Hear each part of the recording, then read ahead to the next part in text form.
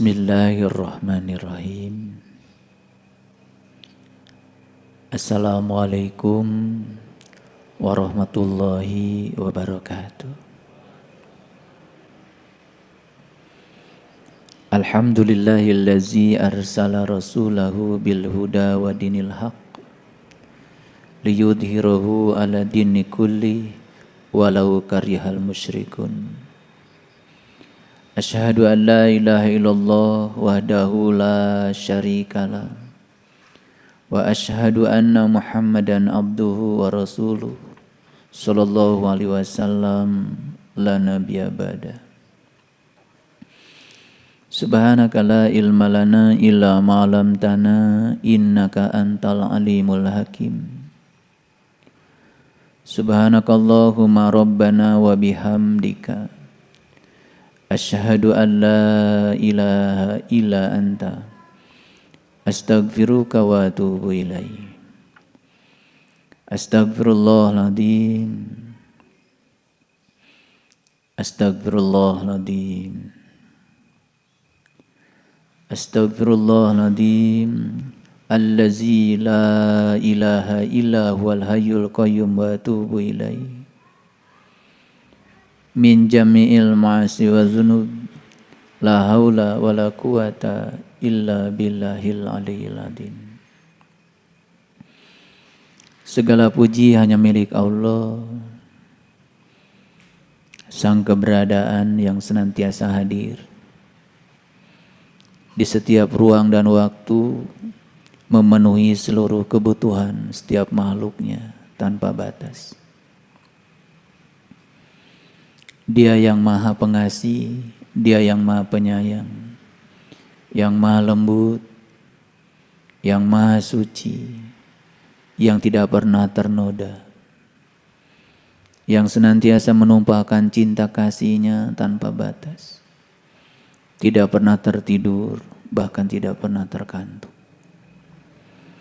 tidak pernah lalai untuk selalu menumpahkan cinta kasihnya pada seluruh ciptaannya.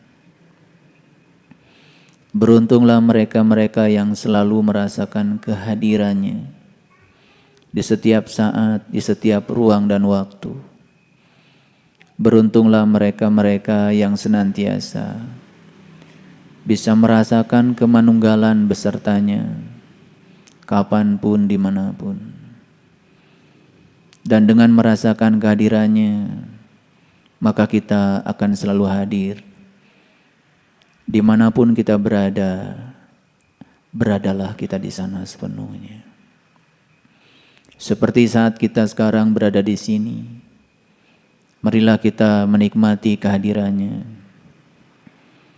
Lewat napas yang mengalir keluar masuk lewat hidung kita. Lewat napas yang menyebar sebagai energi yang memenuhi seluruh sel dalam tubuh kita. Karena napas itulah jantung kehidupan kita. Dengan napas itu kaki kita bisa digerakkan. Dengan napas itu tangan kita bisa digerakkan. Dengan napas itu penglihatan kita mampu melihat. Dengan napas itu pendengaran kita mampu mendengar. Dengan napas itu mulut kita mampu berbicara. Dengan napas itu pikiran kita mampu berpikir. Dengan napas itu rasa kita menjadi hidup dan biras merasakan apapun sensasi semesta kepada kita. Dengan kesadaran penuh, marilah kita puji Dia bersama-sama membaca hamdalah. Alhamdulillahi Rabbil Alamin. Mari sertakan Dia dalam majelis ilmu ini. Dengan kelembutan dan cinta, mari kita sapa asmanya dengan membaca basmalah. Bismillahirrahmanirrahim. Atas namamu ya Allah yang maha cinta, aku sadar sepenuhnya bahwa kelahiranku adalah kelahiran yang direncanakan olehmu. Kelahiranku bukanlah suatu kebetulan. Terima kasih ya Allah, Kau telah menghadirkan aku di kehidupan yang luar biasa ini sebagai tamu agung yang akan dijadikan sebagai kepanjangan tanganmu untuk menyampaikan cinta kasih-Mu. Kami pasrahkan diri kami sepenuhnya kepadamu ya Allah. Ajarkan sifat Rahman dan Rahim-Mu kepada kami, agar kami dapat berbuat sebagaimana Engkau berbuat kepada kami, tanpa keinginan, tanpa muatan. Ajarkan sifat Rahman dan Rahim-Mu kepada kami ya Allah, agar kami bisa menerima kehadiran orang-orang yang menyenangi kami, sekaligus kami bisa menerima kehadiran orang-orang yang mungkin membenci kami. Karena tidak mungkin di alam semesta ini setiap orang harus mencintai kami. Karena dengan begitu kami akan menjadi sombong. Engkau hadirkan orang-orang yang mungkin saja tidak suka kepada kami. Dengan itu kami menjadi mawas diri.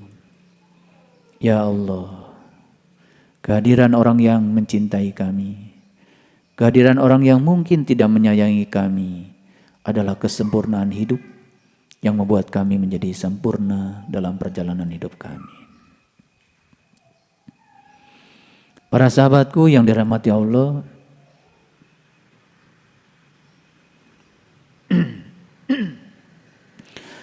hari ini saya akan menyampaikan beberapa pesan leluhur, dan semoga kita bisa memahami pesan-pesan ini.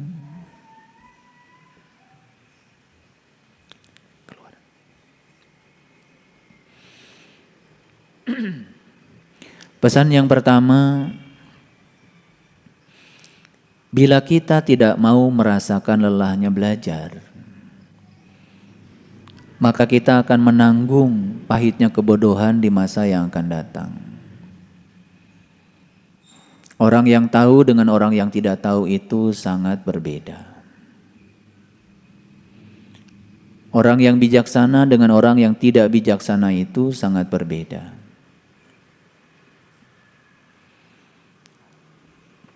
Bung Karno pernah menyatakan, kalau kamu lunak di masa kini, maka masa tuamu akan menjadi keras.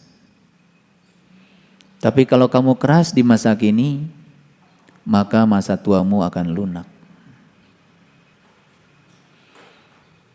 Ruang kehidupan ini bagi orang yang sadar adalah sekolah. Dan yang menciptakan kurikulum sekolah ini adalah diri-diri kita masing-masing. Karena setiap diri datang ke semesta ini sudah membawa data karma masing-masing. Kehadiran kita ke semesta ini karena kita harus menyelesaikan seluruh urusan yang tertulis dalam data karma kita. Data karma itu tersimpan rapi dalam DNA yang ada di setiap sel dalam tubuh kita. Dan data karma itu sedang diurai oleh pineal gland, sang batara guru yang ada di dalam diri kita. Dan setiap kehidupan yang kita alami dalam kehidupan sekarang bukanlah sesuatu yang datang sekarang.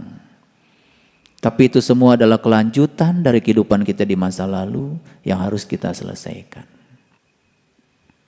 Kalau kita sadar bahwa sesungguhnya yang sedang kita jalani di kehidupan yang sekarang adalah akibat dari yang kita ciptakan di kehidupan yang sebelumnya, maka kita tidak mungkin akan menolak apapun sekalipun itu tidak kita sukai. Karena yang sedang kita jalani dalam kehidupan sekarang ini adalah hukum sebab akibat. Sebabnya sudah kita ciptakan di kehidupan yang sebelumnya dan akibatnya harus kita tanggung sekarang. Sungguh sangat aneh kalau kita menolak apa yang sedang terjadi di kehidupan kita sekarang. Padahal itu adalah akibat yang ada hubungannya dengan sebab yang kita ciptakan sendiri. Ketika kita tidak sadar dengan itu, maka terjadilah yang namanya penolakan. Penolakan bukan sekedar menyusahkan dan menderitakan kita, tapi penolakan adalah gagal bayar utang karma kita, dan kita menciptakan utang karma baru di kehidupan kita yang sekarang. Lalu bertumpuk-tumpuklah utang kita yang tidak kita sadari. Sepanjang kita tidak menyadari itu, sepanjang itu pula kita akan terus berpindah dari kegelapan baru ke kegelapan yang lebih dalam lagi. Lalu kita tidak akan pernah keluar menuju alam yang terang benderang.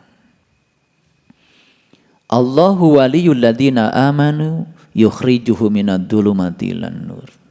Itu sebabnya ketika kita menyadari kehadiran Allah dan kita tidak pernah menolak apapun yang terjadi karena kita yakin di belakang itu ada kehadirannya, maka kita sesungguhnya sedang mengantarkan kita minadh dhulumati ilan nur, dari kegelapan kepada cahaya.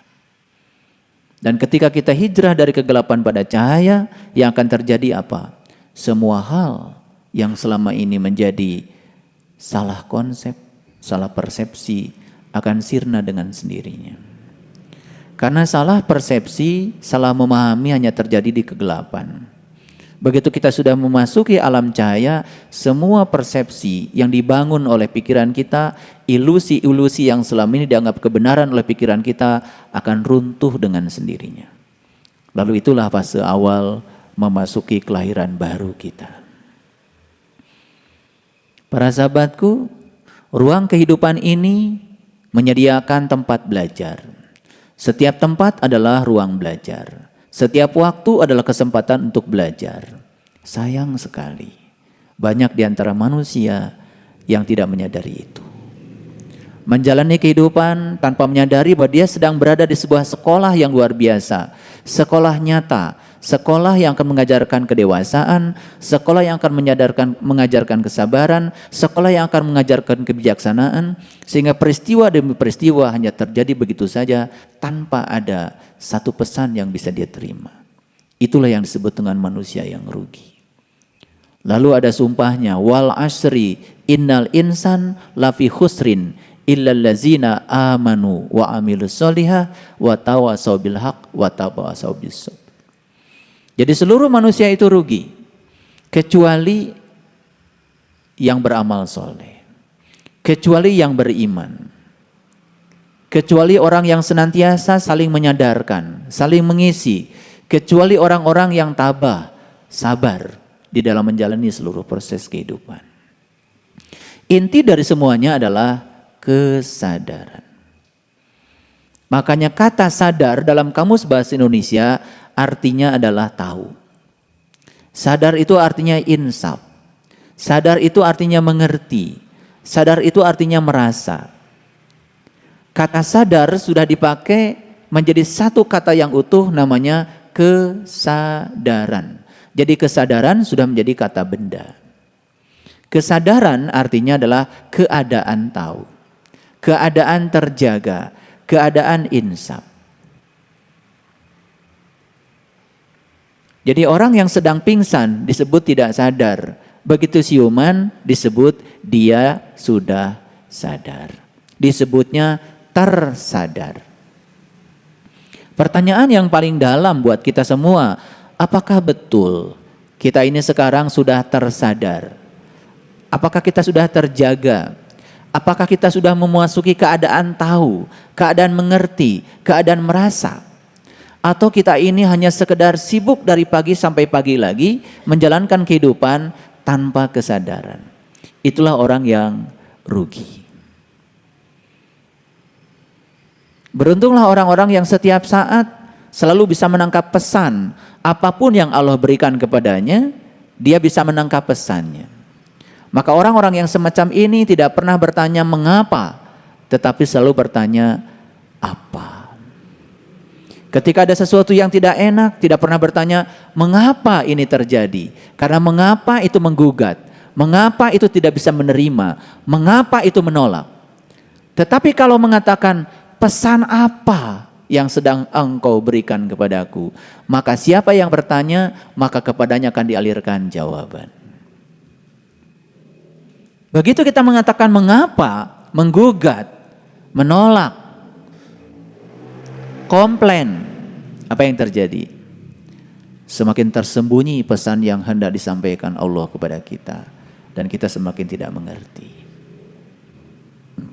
Lalu tahu-tahu umur kita habis saja begitu saja.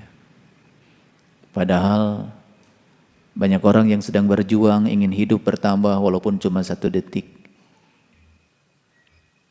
Membeli oksigen karena takut tidak bisa bernapas.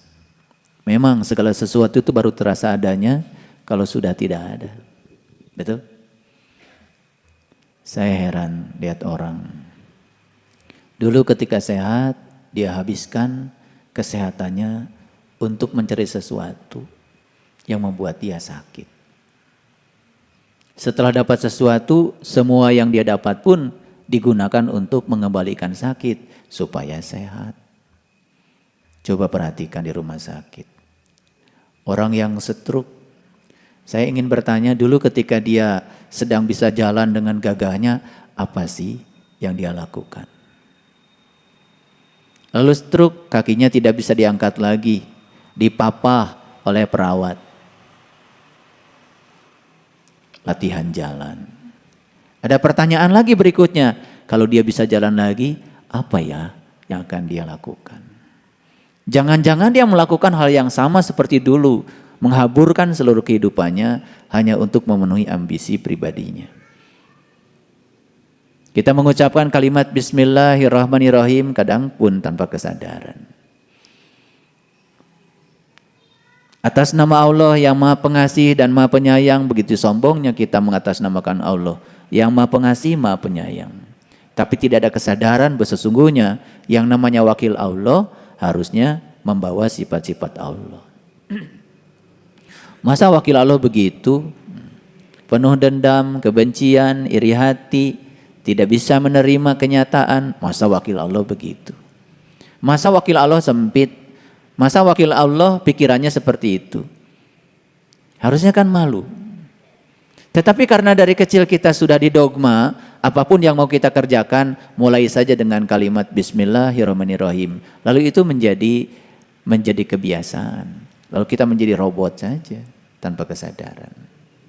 Betul apa tidak? Jadi bila kita sekarang tidak mau merasakan lelahnya belajar, maka siap-siaplah kita akan menanggung kebodohan, pahitnya kebodohan. Orang bodoh itu kerja saja harus kerja keras, pakai otot. Pintar sedikit namanya kerja cerdas, pakai otak. Apakah orang yang kerja cerdas pakai otak itu akan mendapatkan keberlimpahan dalam hidupnya? Belum tentu. Karena otak itu masih terbatas, kerja pakai otak namanya kerja masih terbatas. Maka kerja yang paling tinggi adalah kerja pakai kesadaran, pakai hati. Itu yang disebut dengan kerja ikhlas, hasilnya tanpa batas. Jadi dari kerja keras masuk pada kerja cerdas, masuk pada kerja ikhlas, memang tidak mudah membalikkan telapak tangan. Karena kita harus mampu menghilangkan semua kebodohan. Bodoh kok dipelihara. Yang luar biasa itu orang bodoh tetapi merasa dirinya tahu. Padahal dia tidak tahu, cuma dia tidak tahu bahwa dia tidak tahu. Dibungkuslah dengan kain-kain kehormatan yang membuat dia tambah bodoh. Karena dia dalam keadaan tertutup. Tidak mau mendengar orang lain. Tidak mau menerima gagasan orang lain. Selalu merasa dirinya paling benar. Makanya lihat orang yang semacam itu. Insting untuk berdebatnya luar biasa. Insting untuk menunjukkan pada orang lain bahwa dirinya paling benar juga luar biasa. Bahkan kadang-kadang mencari pasukan untuk menyatakan dirinya paling benar. Masih gitu apa tidak?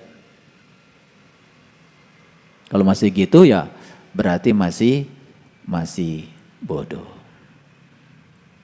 Ya. Sampai pada titik kesadaran tertentu kita akan menemukan bahwa sebetulnya hidup itu bukan lagi perjuangan, tapi hidup itu adalah hubungan cinta. Kalau kita sudah bisa melihat hidup itu hubungan cinta, hidup bukan perjuangan, maka untuk mendapatkan sesuatu sebesar apapun tidak perlu penuh perjuangan. Itulah yang disebut dengan fid dunya hasanah wa fil akhirati hasanah. Udah hasanah dua-duanya. Ya.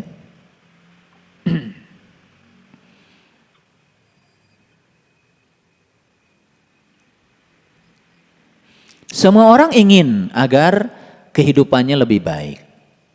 Ada istilah husnul khotimah. Semoga husnul khotimah. Jadi husnul khotimah itu sempurna di akhirnya. Bagaimana kita bisa husnul khotimah kalau kita tidak mampu memberangus kebodohan yang ada dalam diri kita sendiri?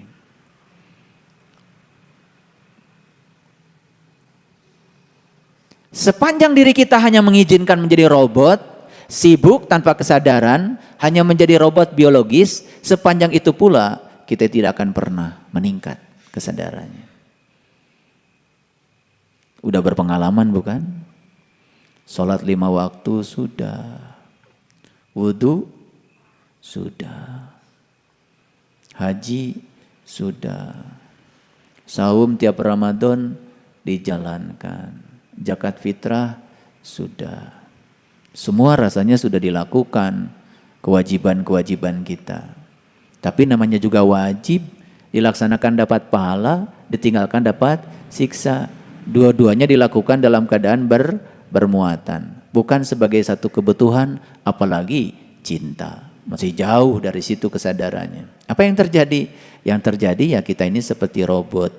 Robot biologis sibuk tetapi tanpa ada perubahan kesadaran. Cirinya apa? Cirinya begitu menghadapi masalah kecil saja sudah uring-uringan. Bahkan masalah kecil pun terlihat menjadi sangat besar sekali. Kenapa?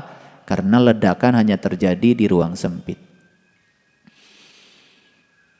Iya, tabung gas, isi gasnya banyak, ruangnya kan sempit, sebesar kepala kita tuh, yang 3 kilo.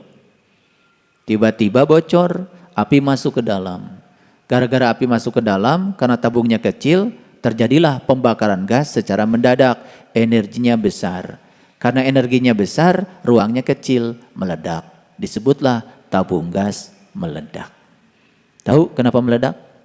Karena ruangnya sempit. Begitu ledakan terjadi di ruang sempit, bahaya enggak? Bahaya. Tapi kalau itu gas yang 3 kilo dibakarnya di ruang terbuka, enggak ada ledakan.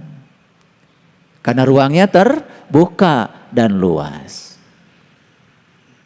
Ini masih pada suka meledak kelihatannya. Dari wajah-wajahnya nih kelihatan masih suka meledak. Ciri yang suka meledak itu hancur wajahnya. Iya. Gitu.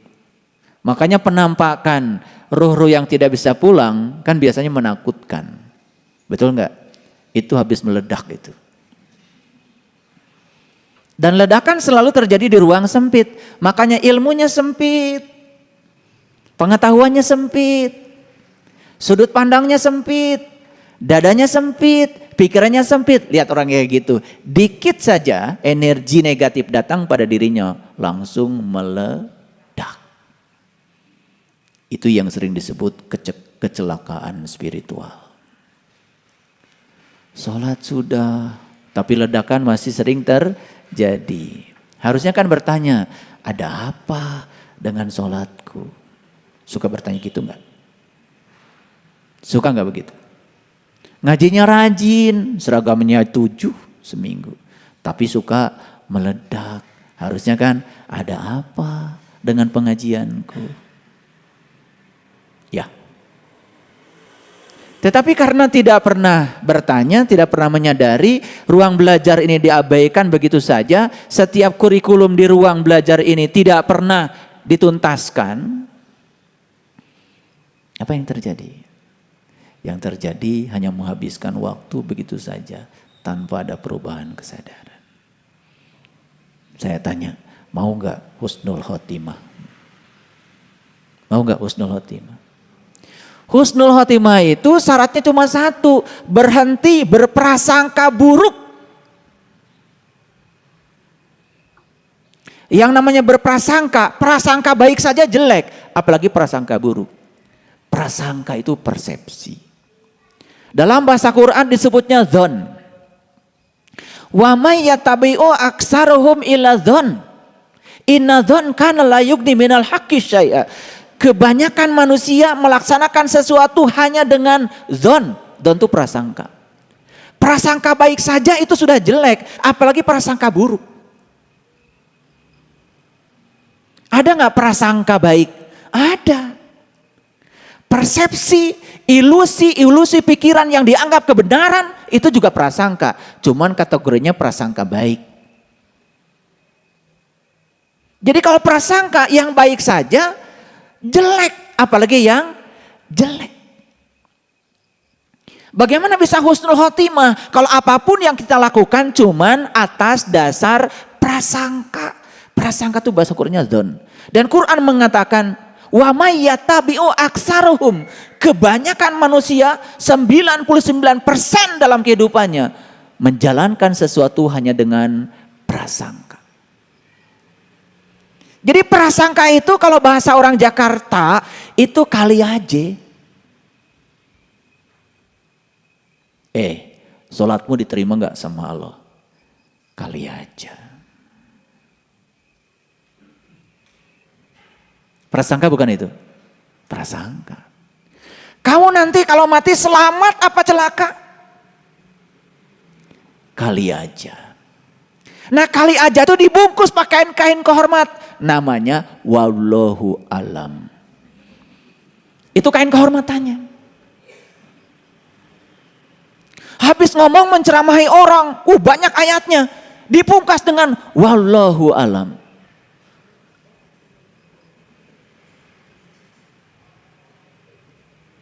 Berlindung yang paling kelihatan terhormat adalah berlindung kepada Allah. Makanya suka ada kata-kata begini kan, kalau salah dari diri saya, kalau benar dari diri Allah. Jadi kamu dari tadi ngomong yang menurut kamunya berarti salah semua dong. Betul nggak? Kan suka ada begitu bahasa basinya kan, yang benar dari Allah, yang salah dari saya. Loh kan dari tadi yang ngomong kamu. Berarti yang kamu omongkan ya salah semua. Nah supaya terlihat hormat, terlindungi, wallahu alam bimuradi. Kan begitu. Karena semua yang diomongkan prasangka. Tidak ada pengalaman pribadi yang disampaikan pada orang lain. Semuanya ilmu katanya kok. Jadi prasangka itu bahasa Inggrisnya susuganan. Tahu ya? Lah kalian ini kan mantan-mantan susuganan dari dulu, ya toh? Iya. Kumangke. Itu prasangka, yang baik saja sudah jelek, apalagi yang buruk. Bagaimana Anda bisa husnul khotimah, ingin baik di akhirnya? Masih menggunakan prasangka. Jadi kalau ingin husnul khotimah, bebaskan dirimu dari prasangka. Bebas dari prasangka, itu yang disebut dengan iman. Iman boleh diartikan percaya, boleh. Believe, be. Kamu harus menjadi, ya menjadi. Kalau ingin mengimani imannya Musa, ya harus menjadi Musa. Kalau ingin mengimani imannya Ibrahim, harus menjadi Ibrahim. Learning to be. Menjadi, kalau menjadi ya mengalami. Kalau mengalami bebas dari prasangka. Jadi nggak husnul khotimah. Jadi. Kebalikan husnul khotimah apa tuh? Su'ul khotimah. Pinter-pinter ya ini bahasa Arabnya ya. Jelek di akhirnya. Jadi artinya sepanjang kita beragama pakai prasangka, jelek di akhirnya. Paham? Ya? Oke. Oleh karena itu, maka kita harus punya ilmu. Tapi hati-hati, ilmu itu bukan untuk dihafal. Karena ilmu yang sebenarnya itu adalah untuk dipraktekkan agar memberi manfaat. Makanya ngaji dengan saya jangan menjadi kolektor ilmu. Ya? Saya cuma bisa Quran Satu ayat aja, Bismillahirrahmanirrahim. Gak apa-apa, gak usah 30 juz. Tapi dipraktekkan, coba kalau dipraktekkan. Kullu amrin tibalin la yubda'u fi basmalah fahuwa aqta. Setiap pekerjaan yang tidak dimulai dengan atas nama Allah, putus tidak menjadi amal. Coba, setiap pekerjaanmu sadari atas nama Allah. Gimana caranya? Saya kerja bukan atas nama uang. Saya kerja bukan atas nama kebutuhan. Saya bekerja bukan karena takut kekurangan. Saya bekerja bukan karena anak saya tidak takut kelaparan. Tapi saya bekerja atas nama Allah. Karena saya percaya saya datang ke semesta ini untuk menjadi kepanjangan tangan Allah. Menyampaikan cinta kasih Allah. Uang itu bagi saya adalah hadiah dari semesta. Karena pelayanan saya kepada orang. Keren gak kalau begitu? Keren gak? Kalian baca Bismillahirrahmanirrahim udah lakoh banget. Begitu ditanya kenapa Anda bekerja? Ya kalau saya nggak kerja anak saya gimana makannya? Jadi seperti dia yang ngasih makan sama anaknya bukan Allah. Sombong nggak? Sombong nggak? Lah itu namanya ilmunya sudah ada. Tetapi tidak dipraktekkan karena tidak mengerti. Karena dalam dirinya ada yang bernama kebodohan. Ya pahit jadinya. Coba selidiki, ya nggak usah jauh-jauh, belajar riset. Kita kerja di pabrik yang sama, gaji kita sama, profesi kita sama. Bedakan coba niat kita. Kalau orang lain niatnya karena takut kekurangan, karena ingin uang, coba kita niatnya karena ingin memberikan pelayanan. Karena Allah titipkan keahlian kepada saya untuk memberikan pelayanan, maka niat saya untuk memberikan pelayanan. Gaji bukan lagi menjadi tujuan. Perhatikan dan praktekkan dan lihat perbedaannya. Pernah nggak menyelidiki itu? Pernah apa tidak? Ya. Kan kita kerja di pabrik yang sama dengan orang, kerja di lembaga yang sama, di institusi yang sama. Coba mulai praktek. Biarkan orang lain dengan niatnya sendiri, tapi niat saya diubah. Bismillah bagi saya bukan seperti yang dikatakan orang. Coba perhatikan di riset.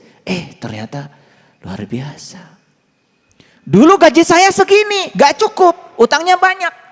Sekarang gaji saya tetap segini, kok saya sekarang mulai tidak punya beban. Ada apa ini? Oh ternyata diubah niatnya. Betul gak? Saya tanya nih kalian semuanya. Apa sih niat berumah tangga? Apa? Ini udah kawin berapa tahun ditanya niat rumah tangga masih bingung. Ya toh? Bingung semuanya bingung.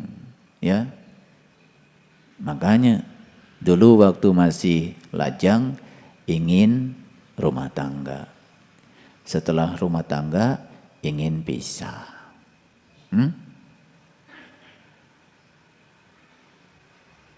Padahal ayatnya suka dibaca. Setiap kali ada kawinan, pasti ayatnya itu. Apa tuh? Wa min ayatihi an khalaqalakum. Kan gitu ayatnya. Ya toh? Suka dengerin ayat itu? Pasti. Pokoknya nikahan dimanapun di Indonesia ayatnya pasti itu. Kayaknya gak ada ayat lain seakan-akan. Sudah jadi paten. Dan di ayat itu dikatakan ajwaja, kan gitu. Tahu ajwaja artinya apa? Pasangan. Tahu artinya pasangan apa? Ada nggak? Mur dengan mur. Ada nggak? Baud dengan baud. Coba mur dengan emur jadi apa? Baud dengan baud jadi apa? Coba kalau emur dengan baud saling menguatkan bukan? Betul nggak? Iya.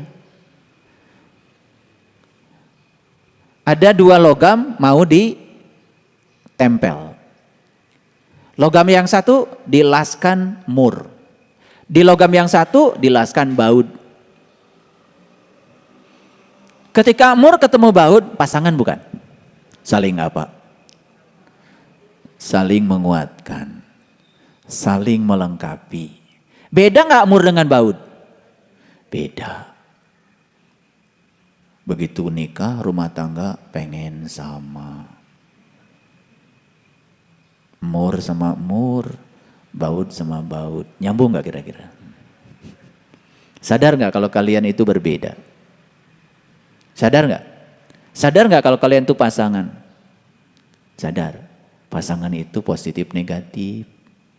Gak ada beli sendal kanan-kanan. Coba kalau pakai sepatu kanan-kanan gimana tuh? Labuh wae. Betul gak? Gimana kalau kiri-kiri?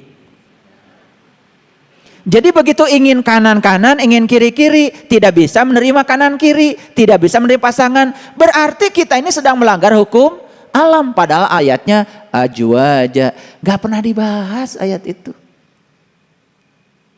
Betul gak? Yang dibahas teh sakinah, mawadah, warohmah, sakinah, mawadah, warohmah. Bari jeung teu ngarti sakinah teh naon? Itulah kebodohan, pahit. Tapi begitu pintar sedikit, oh ternyata saya dengan istri saya itu pasangan.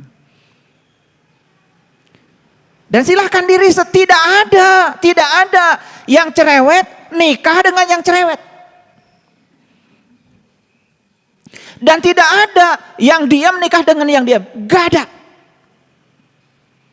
Yang cerewet itu pasti nikah sama yang diam.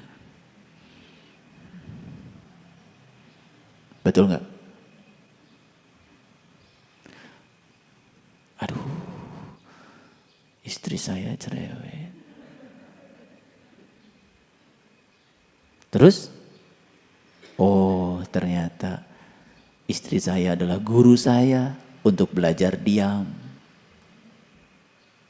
Karena belajar diam yang paling bagus sama yang cerewet. Coba. Kita mau ngomong satu kata, dia sudah ngomong. Mau ngomong lagi, udah duluan lagi ngomong. Sukses gak belajar diam? Sama siapa? Aduh, langsung terima kasih Tuhan. Sudah diutus, utusanmu. Seorang manusia cerewet pasanganku. Lewat dia aku belajar diam. Gitu gak? Tapi karena tidak ada kesadaran, kurang pinter. Jadi akhirnya apa? Begitu cerewet, omong wae sia.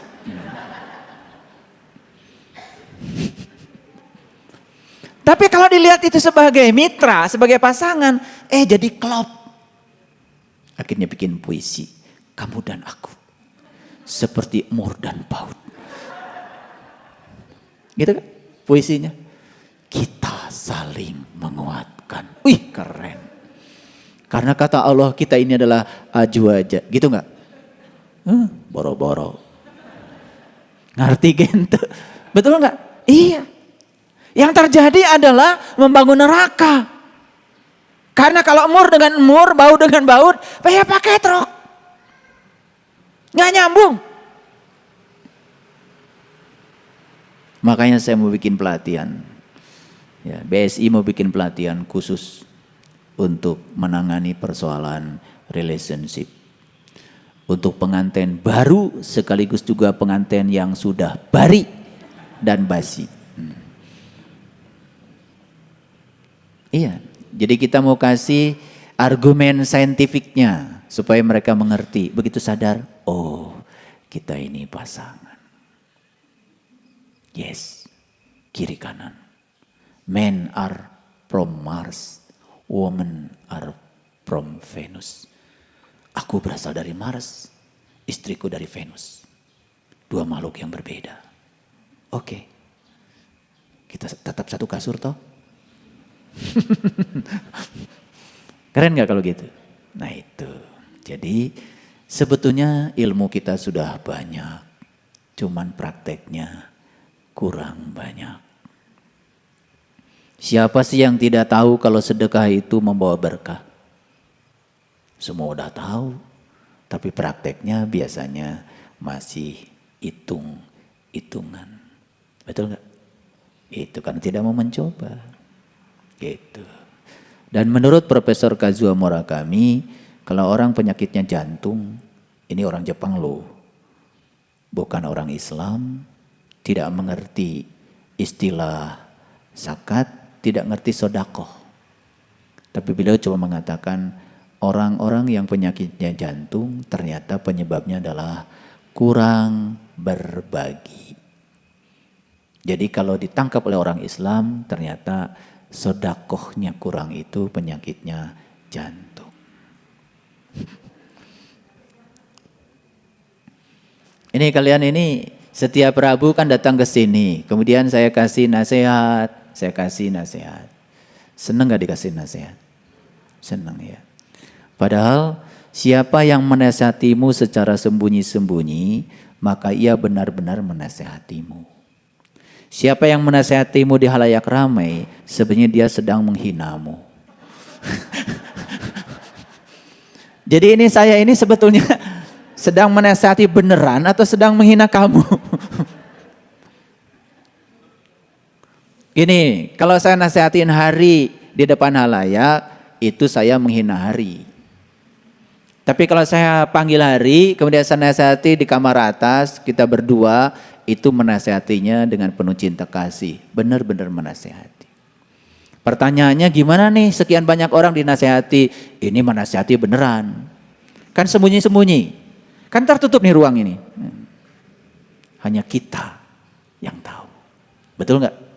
Iya. Karena saya kan tidak menasihati satu-satu. Betul nggak? Saya menasihatinya bareng-bareng. Jadi ini menghina atau menasihati kira-kira? Menasihati. Yang merasa dihina, ya baperan berarti. Nah, kenapa kita perlu saling menasihati? Jadi sebetulnya menasehati sekalipun itu anak kita, kalau di depan temannya kan tidak boleh. Karena nanti anak kita merasa terhina. Apalagi memarahi dia di depan orang banyak. Betul nggak? Nah, saya mau tanya jujur nih. Pernah nggak memarahi orang di depan orang banyak? Angkat tangan. Kok sedikit ya? Ternyata yang jujur di ruangan ini cuma sedikit ya. Atau memang tidak pernah? Itu berarti senang saya. Ya, memarahin orang di depan umum, kira-kira menghina atau apa istilahnya yang paling tepat? Karena menasihati orang saja di depan umum itu sudah menghina. Apalagi memarahin orang di depan umum, coba. Apa kata yang paling tepat untuk dia? Menghina atau merendahkan? Merendahkan. Makanya kadang-kadang kita sering tidak sadar. Betul nggak? Kita memarahin orang di depan orang. Padahal menasihati saja. Kalau di depan orang itu sudah menghina. Apalagi memarahi. Oleh karena itu para sahabatku yang dirahmati Allah. Keadaan selalu terjaga dengan kesadaran penuh. Itu menjadi sangat penting dalam kehidupan. Jadi oleh karena itu jangan ada kelalaian dalam hidup. Paham? Ya. Kira-kira kain kafan kita sekarang sedang dibuat apa tidak? Saya tanya, Bunda Yani kain kafannya di mana sekarang? Sedang ditenun. Sedang dibordir lagi. Betul nggak? Jadi aneh sekali kalau manusia dalam hidup di usia seperti kita sekarang ini masih lalai dalam kehidupan. Padahal kain kafan sudah disiapkan buat kita. Setuju nggak? Oke. Oleh karena itu mari kita selalu terjaga, selalu sadar. Itu sebabnya kita diberikan namanya kolbu. Kolbu itu adalah tempat kita untuk menyaksikan akhirat. Jadi akhirat itu nanti atau sekarang? Sekarang. Di mana kita menyaksikan akhirat? Di kolbu. Makanya ada kata-kata orang tua, bagus. Kalau kamu ingin jumpa dengan Tuhan, ya mati dulu. Kalau kamu ingin ke akhirat, ya mati dulu. Nah, cuman kata-kata leluhur kita itu sering diartikan salah. Dianggapnya matinya mati beneran. Padahal kata Nabi, mut anta qabla mut. Kamu harus belajar mati selagi hidup. Nah, kata orang tua, kita di tanah Jawa ini kan harus belajar mati sajroning urip. Bahasanya orang Bandung, sing bisa nganyang kapageto. Itu sebetulnya.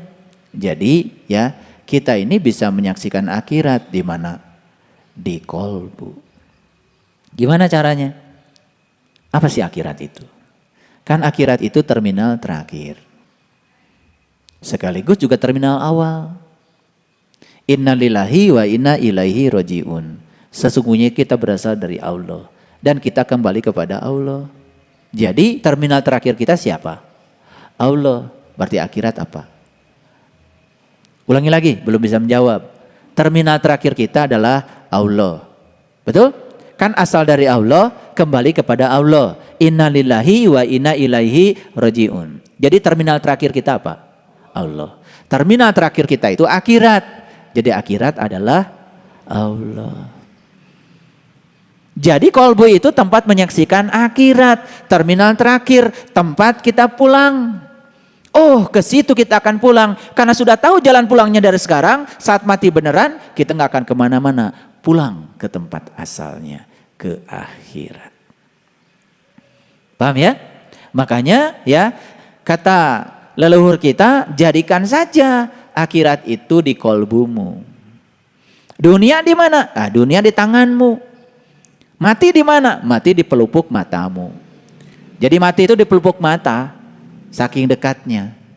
Betul nggak? Ya, mati yang paling dekat, mati beneran, atau mati selagi hidup? Mati dua-duanya. Mati beneran dekat, mati selagi hidup pun dekat. Tetapi yang paling bisa kita lakukan sekarang adalah mati selagi hidup. Dengan cara apa? Dengan cara meniti ke dalam diri agar kita bisa menemukan akhirat di sini, saat ini, sekarang. Jadi dalam buku ya R.A. Kartini kan beliau menulis menyusuri kegelapan untuk mendapatkan terang. Tapi di Indonesia kok terjemahannya jadi habis gelap terbitlah terang. Padahal aslinya buku itu bahasa Belanda. Dan saya pernah bertanya seseorang yang mengerti bahasa Belanda, ini terjemahnya benar gak? Habis gelap terbitlah terang. Karena bagi saya itu kok gak nyambung. Ternyata kata orang yang mengerti bahasa Belanda, terjemahan yang sebenarnya itu adalah menyusuri kegelapan untuk mendapatkan terang. Jadi untuk mendapatkan terang itu gak apa-apa kita menyusuri kegelapan. Setiap orang suci mungkin pernah punya masa lalu. Dan setiap orang jahat juga punya masa depan. Gak apa-apa kalau kita pernah menyusuri kegelapan. Yang penting berakhir dengan terang. Paham maksud saya? Ya, kan ini kan bekas-bekas manusia yang sudah menyusuri kegelapan. Betul nggak? Cuman sudah bosan cicing wae didinya. Ya, makanya berakhir dengan terang. Ya. Jadi oleh karena itu maka ya kita harus menemukan akhirat kapan? Sekarang. Di sini saat ini, ya. Oke. Para sahabatku yang dirahmati Allah. Amalan apa sih yang paling berat untuk diamalkan? Ada 3 amalan.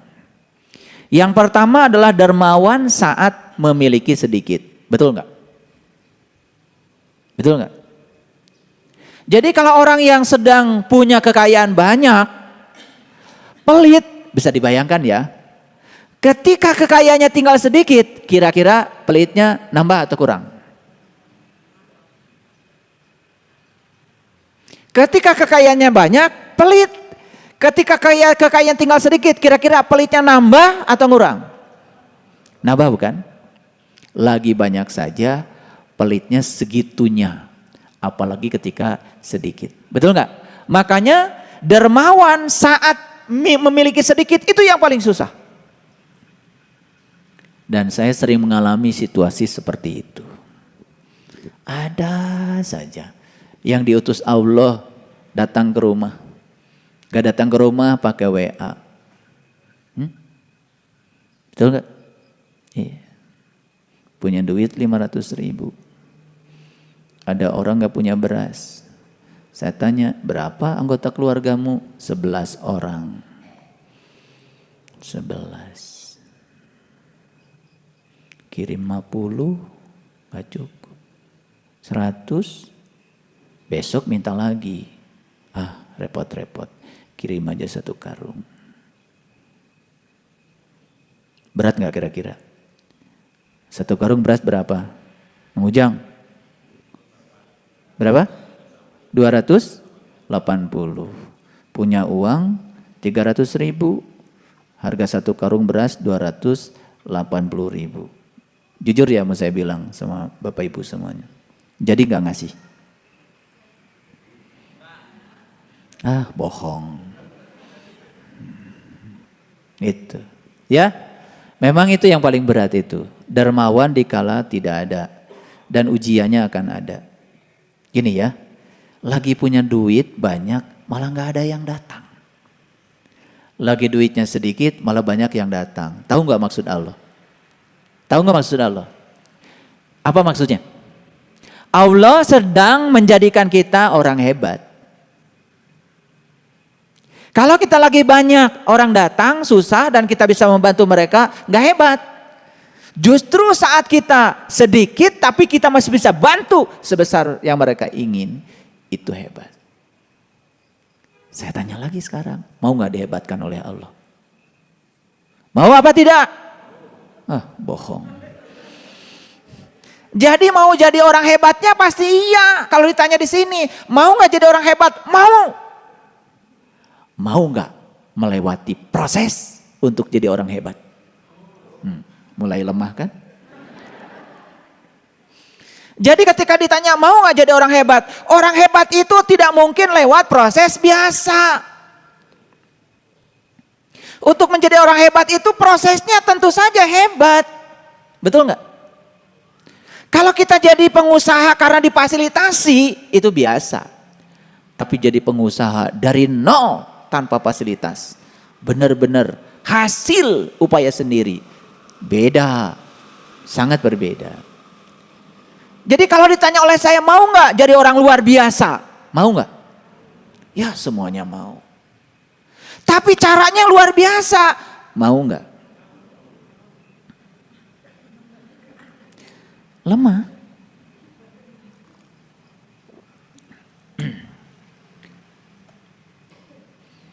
Mulai jawabannya. Sumir. Baik sama orang baik, biasa atau luar biasa? Biasa. Baik sama orang tidak baik, biasa atau luar biasa? Mau jadi orang luar biasa. Sudah baik sama orang yang tidak baik. Jadi dikiranya sama kalian ngaji itu di sini? Di sini? Bukan. Kalau di sini ditanyakan sama saya, mau nggak jadi orang luar biasa di sini? Jawabannya, mau.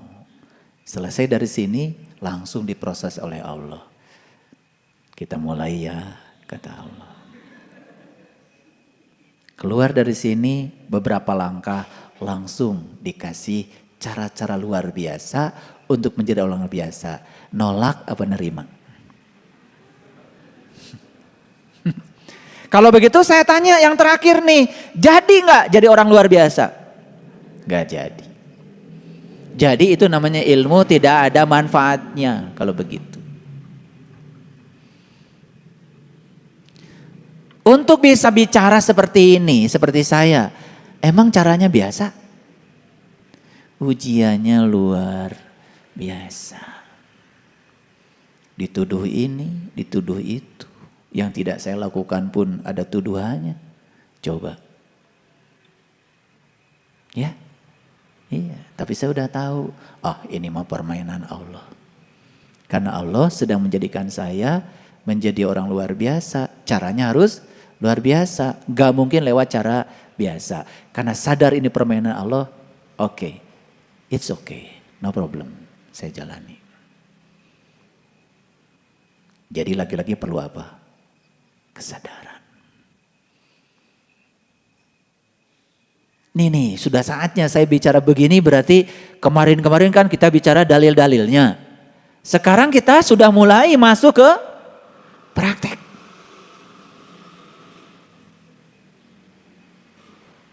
Saya kasih masalah. Saya punya cerita gini ceritanya. Nanti pertanyaannya, gimana kalau Anda jadi saya? Ini ada cerita gini. Ada orang, taruhlah punya kasus hukum. Datang ke rumah kita. Dia mau pinjam uang sejumlah tertentu, dan kalau uang itu tidak ada, maka dia akan dipenjara. Ngerti masalahnya? Oke. Datang ke rumah saya. Dia tidur di rumah saya bermalam-malam. Dan ketika saya bilang, kapan kau mau pulang? Sebelum saya bawa uang sejumlah itu, saya tidak akan pulang. Karena kalau saya keluar dari rumah ini, saya pasti ditangkap aparat hukum. Bisa membayangkan saya seperti itu? Ini kejadian nyata nih. Kejadian nyata. Kira-kira berat apa tidak? Berat. Saya mau tanya lagi, kira-kira kalau Bapak Ibu ada di posisi saya, apa yang mau dilakukan? Seandainya uang sejumlah itu kita punya, apa yang dilakukan? Dikasih? Kasih, bagus. Seandainya uang sejumlah itu tidak ada, apa yang mau dilakukan?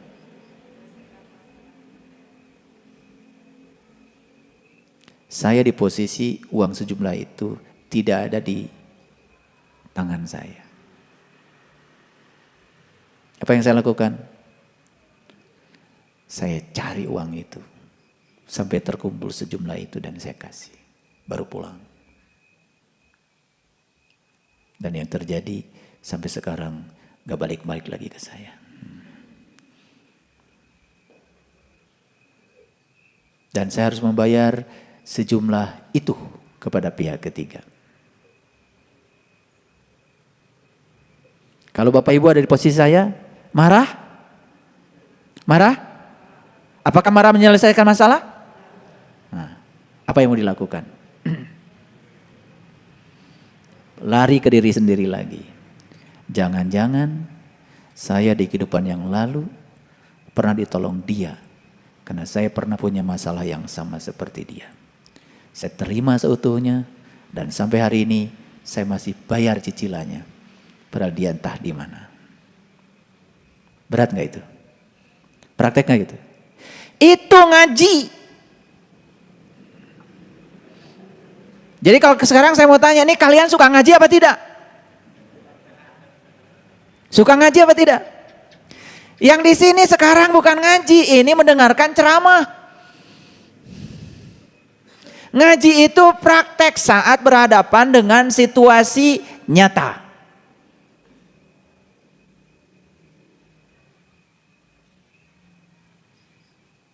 Sekarang saya kasih PR lagi. Saya ke kampus, ada mahasiswa sedih di sudut ruangan. Ternyata dia tidak boleh mengikuti ujian karena belum bayar UKT. Nih, kalau terjadi sama Bapak Ibu, apa yang mau dilakukan? Pernah nggak lihat orang sedih di sudut ruangan, kemudian kita ingin bertanya apa masalahnya, pernah nggak? Yang terjadi kebanyakan orang, boro-boro ingin tahu masalahnya. Peduli saja sama kesedihannya, tidak ada. Betul nggak? Apakah seperti itu orang beriman? Jadi jangan sombong lalu mengatakan kita sudah beriman. Makanya untuk mengukur seseorang baik atau buruk, jangan dilihat dari berapa sering dia pergi ke tempat ibadah. Lihat cara dia memperlakukan orang lain. Itu ukuran yang paling nyata bagi saya.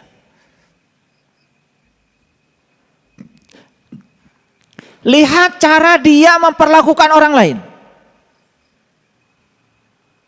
Kalau dalam diri kita tidak ada welas asih, tidak ada rasa peduli sedikit pun pada orang lain, bohong menurut saya.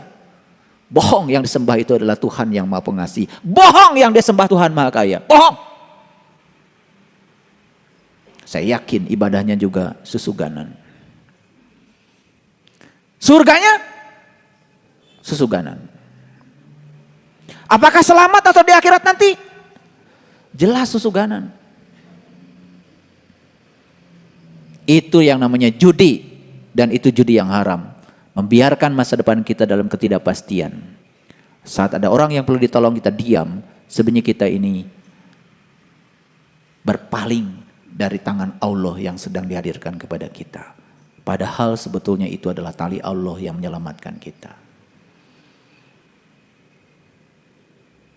Kenapa hari ini saya berbicara ini? Sudah saatnya spiritual itu nampak menjadi perilaku di kehidupan nyata. Maaf ya, kalau ada orang sakit, sebaiknya jangan cuman kirim Al-Fatihah di WA. Tengok, jangan-jangan gak punya duit buat ke dokter. Ini udah kebiasaan sekarang. Udah kebiasaan. Yang sakit di WA aja. Hati-hati itu tipuan. Belum selesai kewajiban kita. Harusnya kita tanya sakitnya apa, berapa lama, punya BPJS atau tidak. Apa yang bisa saya bantu? Kelompok kita ini kelompok spiritual.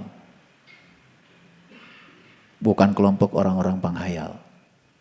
Jadi sudah saatnya kita menyentuh aspek realitas. Hai Musa, kenapa ketika aku sakit, kamu tidak menjenguk aku? Kata Tuhan dalam berdiskusi.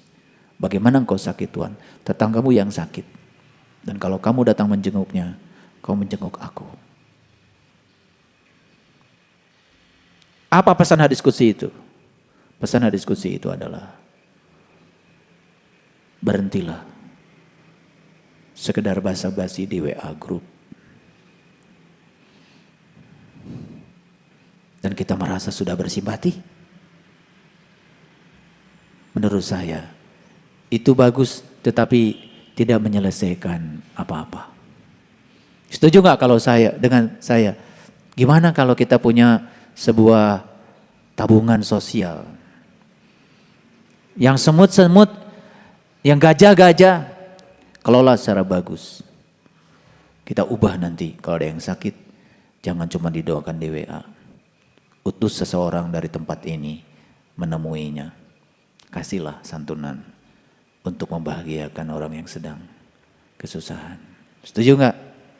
Itu spiritual. Setuju apa tidak? Semangat dong. Oke.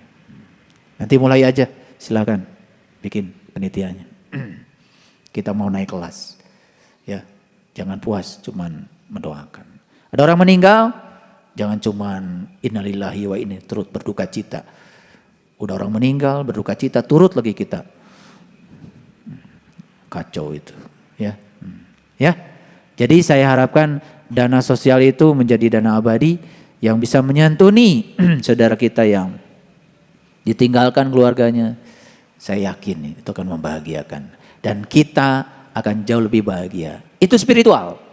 Spiritual bukan meditasi.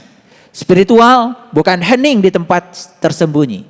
Itu latihannya. Spiritual adalah praktek di kehidupan nyata. Setuju? Setuju apa tidak? Oke, bagus.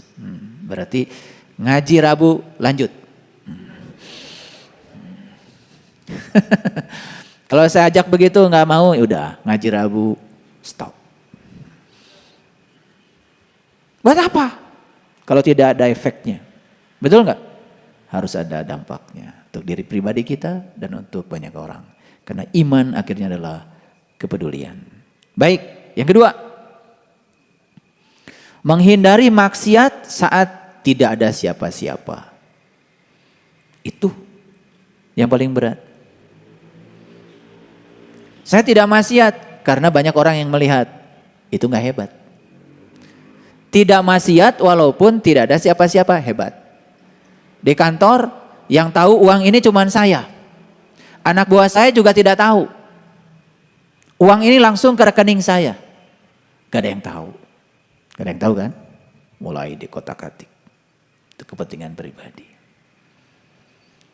Tetapi orang yang hebat, dia mengatakan sekalipun banyak anak buah saya tidak tahu. Tapi saya tidak bisa berbohong pada diri saya sendiri. Dan bersama saya ada Dia Sang Maha Melihat. Betul kata Era Kartini. Nuraniku itulah Tuhanku. Nuraniku itulah surgaku. Nuraniku itulah nerakaku. Saat aku berbuat baik, nuraniku senang dan mengganjarnya.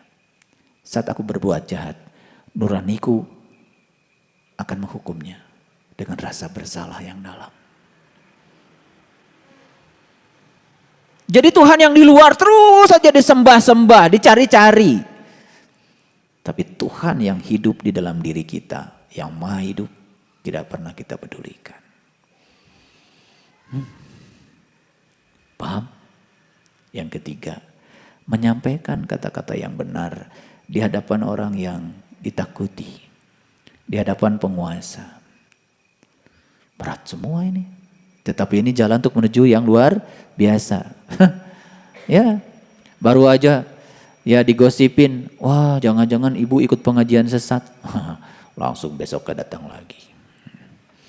Katanya mau jadi orang luar biasa, tetapi tidak mau dengan cara-cara yang luar biasa. Rasulullah aja dibilang gila. Sekelas beliau aja dibilang sesat. Sekelas beliau aja dibilang dengan penghinaan-penghinaan yang rendah semacam itu. Apalagi kita. Jadi kalau kita ngikutin sunnahnya beliau, kemudian dicap itu, dicap ini, biasa aja, gak apa-apa. Karena yang paling tahu kita sendiri. Betul gak? Kan hakikatnya tidak ada manusia ingin celaka. Semua ingin selamat, bukan? Tetapi ingin selamat kan belum tentu kita ngikutin jalan kebanyakan orang. Karena yang banyak juga belum tentu benar. Apalagi yang sedikit. Betul gak?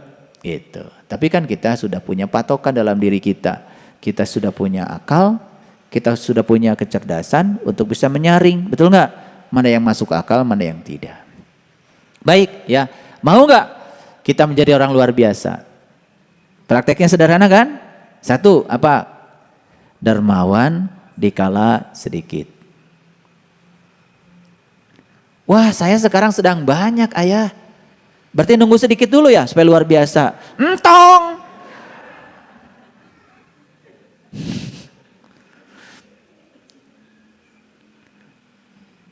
Kan hidup itu selalu dualitas, tidak selalu begitu. Lagi banyak ya udah jelas, lagi banyak itu udah jelas, sedikit aja berbagi, apalagi lagi banyak. Wah, kalau saya lagi banyak berbagi kan tidak termasuk luar biasa. Jadi gimana tuh? Nunggu tidak ada lu. Begitu? Jangan. Yang kedua adalah menghindari perbuatan maksiat sekalipun tidak ada yang mengawasi. Dan yang ketiga, menyampaikan kata-kata yang benar sekalipun itu berat. Siap apa tidak? Iya, harus siap. Kan mau jadi luar biasa. Betul nggak? Iya, abdi badannya res gitu teh. Siun. Ori gagah, mau jadi manusia luar biasa, ciut, ya, tidak ada keberanian, gitu, paham ya? Baik, jadi orang hebat itu adalah orang yang memiliki kemampuan menyembunyikan kemelaratannya sekalipun sehingga orang lain menyangka ia berkecukupan, karena dia tidak pernah meminta. Ini perlu saya bahas. Ya, perhatikan saya. Kalau kita sedang kekurangan, kemudian kita mengeluhkan kekurangan, itu jadi doa semakin kekurangan. Karena pikiran, kata-kata, dan perbuatan itu doa. Hati-hati itu. Hati-hati ya. Nah, ini bisa diekstrapolasi. Kalau kita sedang punya masalah, hati-hati. Boleh menyampaikan masalah pada orang yang tepat, yang bisa membantu menyelesaikannya. Jangan diumbar kepada sembarang orang. Kalau hanya diceritakan berulang-ulang, hanya menguatkan masalah kita. Karena pikiran, kata-kata, dan tindakan itu doa yang sebenarnya. Nih saya kasih tahu, kalau kita sedang susah, jangan menunjukkan. Coba susah. Udah, supaya kelihatan susah. Saya mau pakai baju compang-camping saja. Maaf ya, maaf. Itu yang sedang pakai baju compang-camping, dia itu sedang memamerkan kesusahannya pada orang lain. Kira-kira akan keluar nggak dari kesusahan? Tidak, makin susah. Karena pikirannya susah, kata-katanya juga pasti susah. Betul nggak? Betul. Ya, gitu kan? Gitu. Yang didongengkan pasti kesusahan. Yang dilakukan, tindakan yang membuat orang lain tahu kalau dia susah. Pakai baju sengaja rambut rapi pun acak-acak. Ya. Kasih lumpur-lumpur dikit. Biar kelihatan susah. Jadi doa enggak itu? Gimana ya saya pengen menyampaikan ini sama mereka yang suka begitu. Caranya gimana ya? Karena kalau mereka terus begitu, sesungguhnya dia sudah menjadikan itu sebagai doa bagi kesusahannya. Nih saya kasih tahu. Susah. Uang gak punya. Tapi tidak pernah cerita kesusahan. Dan tidak pernah menunjukkan diri kalau dirinya sedang susah. Cerah, ceria. Itu jadi doa. Gak akan lama tuh susahnya. Iya mah tiap panggih itu boleh.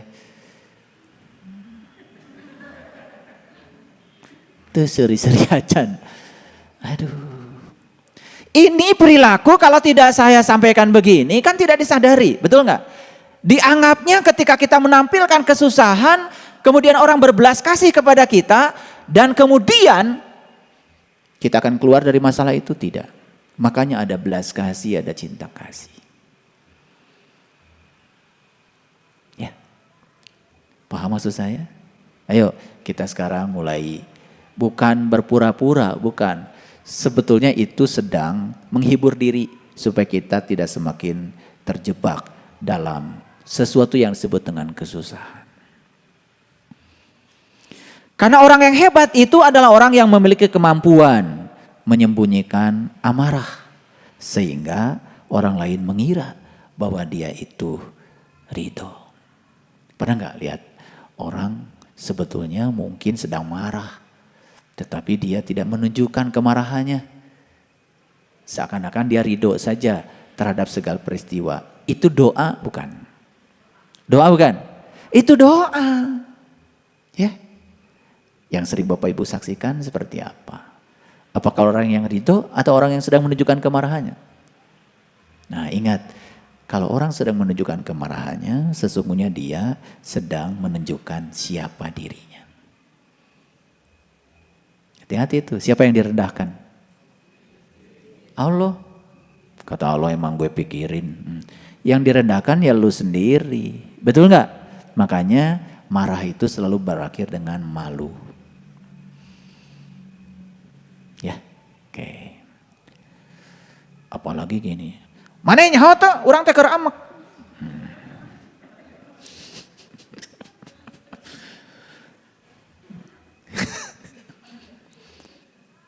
Itu kedah pengumuman.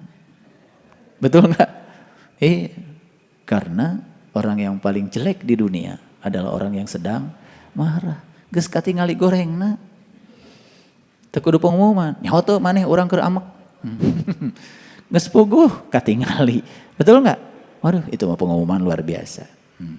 Ya, jadi Bapak Ibu, siapkah praktek? Kalau ada kemarahan, coba belajar untuk tidak menunjukkan kemarahan kita. Tunjukkan bahwa kita ridho dengan apapun. Praktek bukan itu? Ini praktek spiritual. Dan pulang dari sini bakal ada kejadiannya. Pulang dari sini nih nanti saya doakan. Ya? Coba minggu depan laporkan sama saya, ya, laporkan sama saya.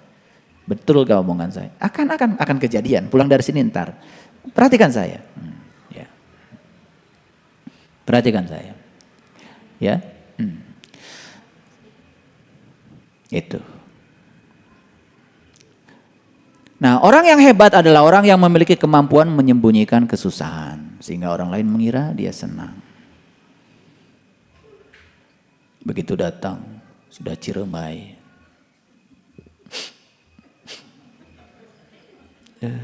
tiap panggil jeung si eta. Ada nggak yang kayak gitu? Ada. Saya mau paling sering kedatangan yang begitu. Assalamualaikum. Geus leuleus assalamualaikum lagi. Mangga calik. Yang ninggalkeun.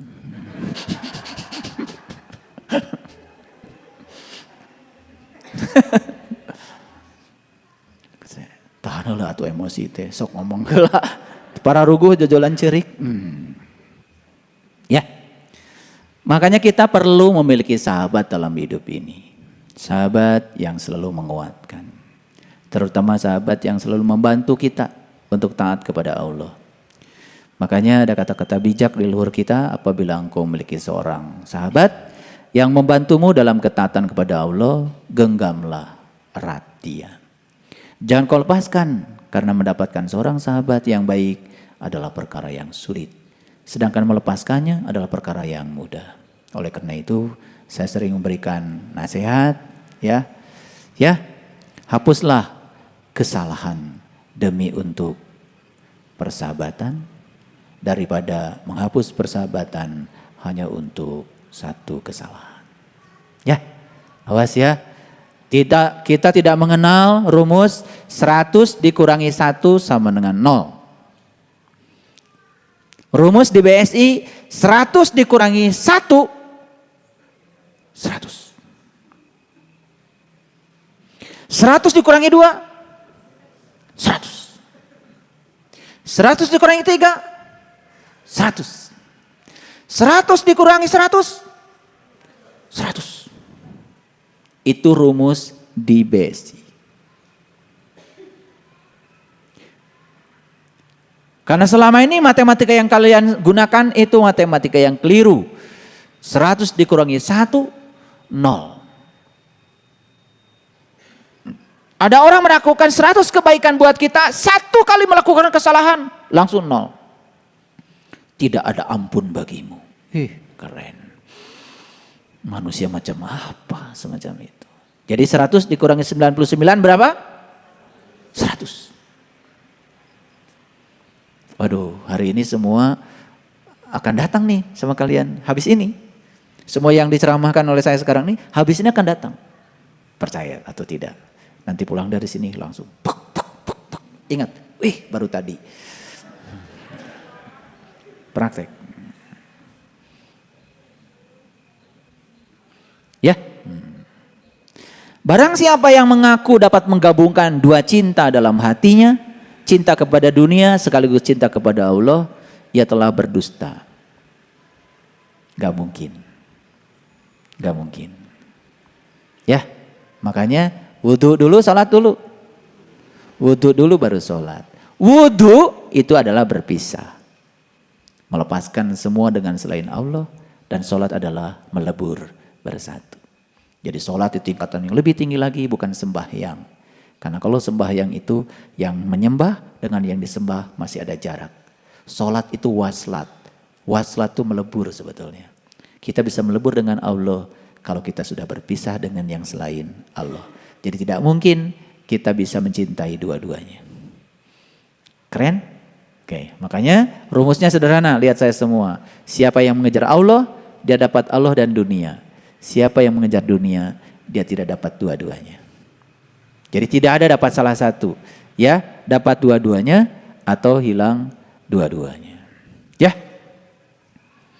Untuk menjadi manusia yang luar biasa itu, ya memang kelasnya Nabi, kelasnya Rasul aja dihina, apalagi kelas kita. Betul? Maka biarlah mereka bersikap bodoh dan menghina.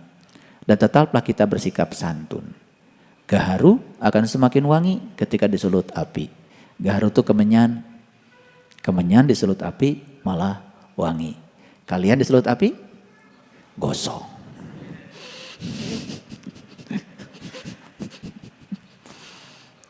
Suka menyulut gaharu nggak di rumah?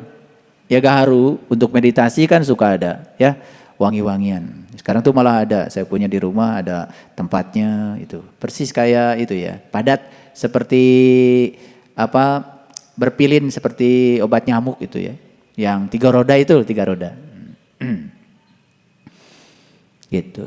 Jadi waktu Jakarta itu banyak nyamuk, kemudian Gus Dur kan pidato. Itu.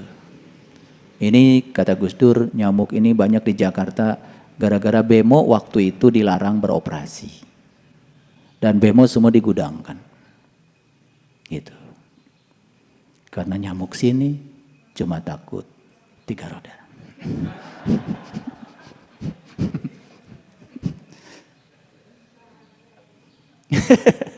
Yang ketawanya terlambat itu berarti IQ-nya di bawah 100 itu. Nanya, maksudnya naon? Aduh, pira aku nggak bodor kedah dijelaskan.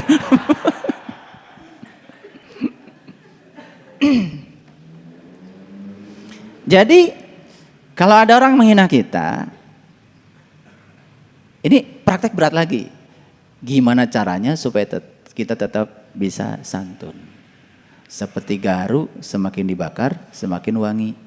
Aduh, saya pengen lihat ya, ada orang dibakar, tambah manis. Kan umumnya dibakar gosong kan? Betul nggak? Dibakar api kemarahan, marah. Dibakar api kebencian, benci. Dibakar api iri hati, iri hati. Dibakar api dendam, dukun santet. Keun sia. Teu meunang ku kasar, ku lembut. Oh. Ya, nyantri di leuweung sancang. Ya. Ini hati-hati nih, di leuweung sancang gak ada apa-apa. Karena pesan leluhur kita, sing bisa napak sancang bukan sakti. Napak sancang itu artinya dimanapun kalian berada harus bisa adaptif terhadap situasi. Di mana bumi dipijak, di situ langit dijunjung.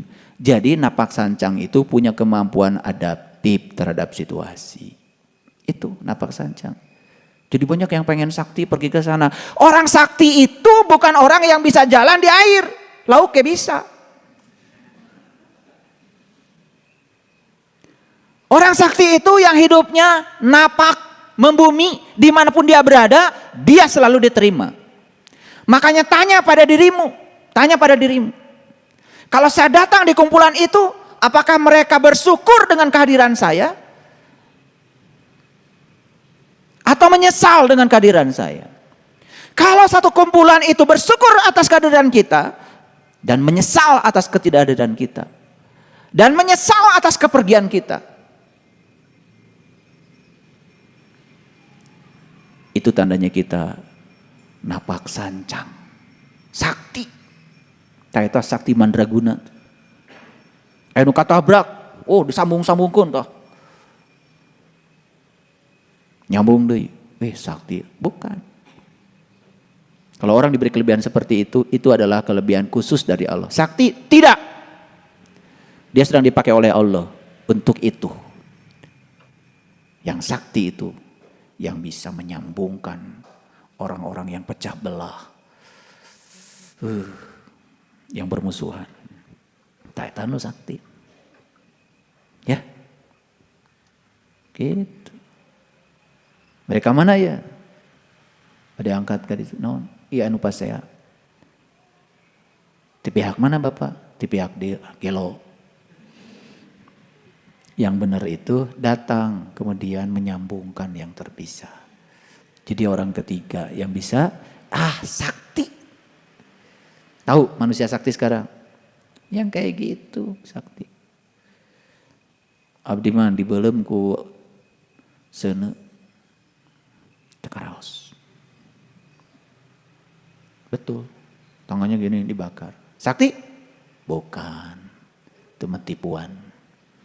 Balur we obat kimia heula anu anti api ngodekeun. Betul enggak? Iya. Siapa yang sakti? Teu kabeulem. Walaupun dipanas-panasi oleh orang, tetap saja pada pendiriannya tah eta sakti.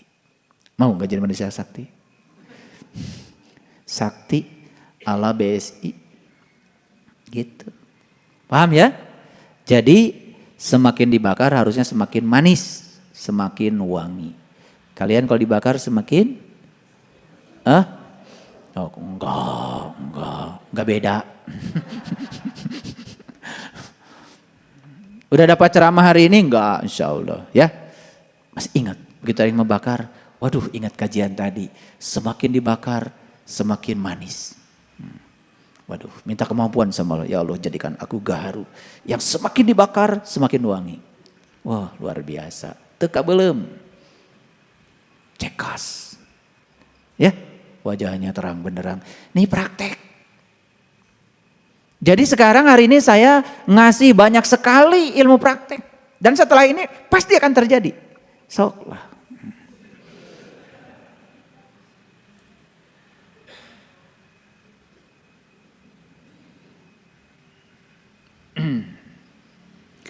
Terlalu keras dan menutup diri terhadap orang lain akan mendatangkan musuh. Dan terlalu terbuka juga akan mendatangkan kawan yang tidak baik.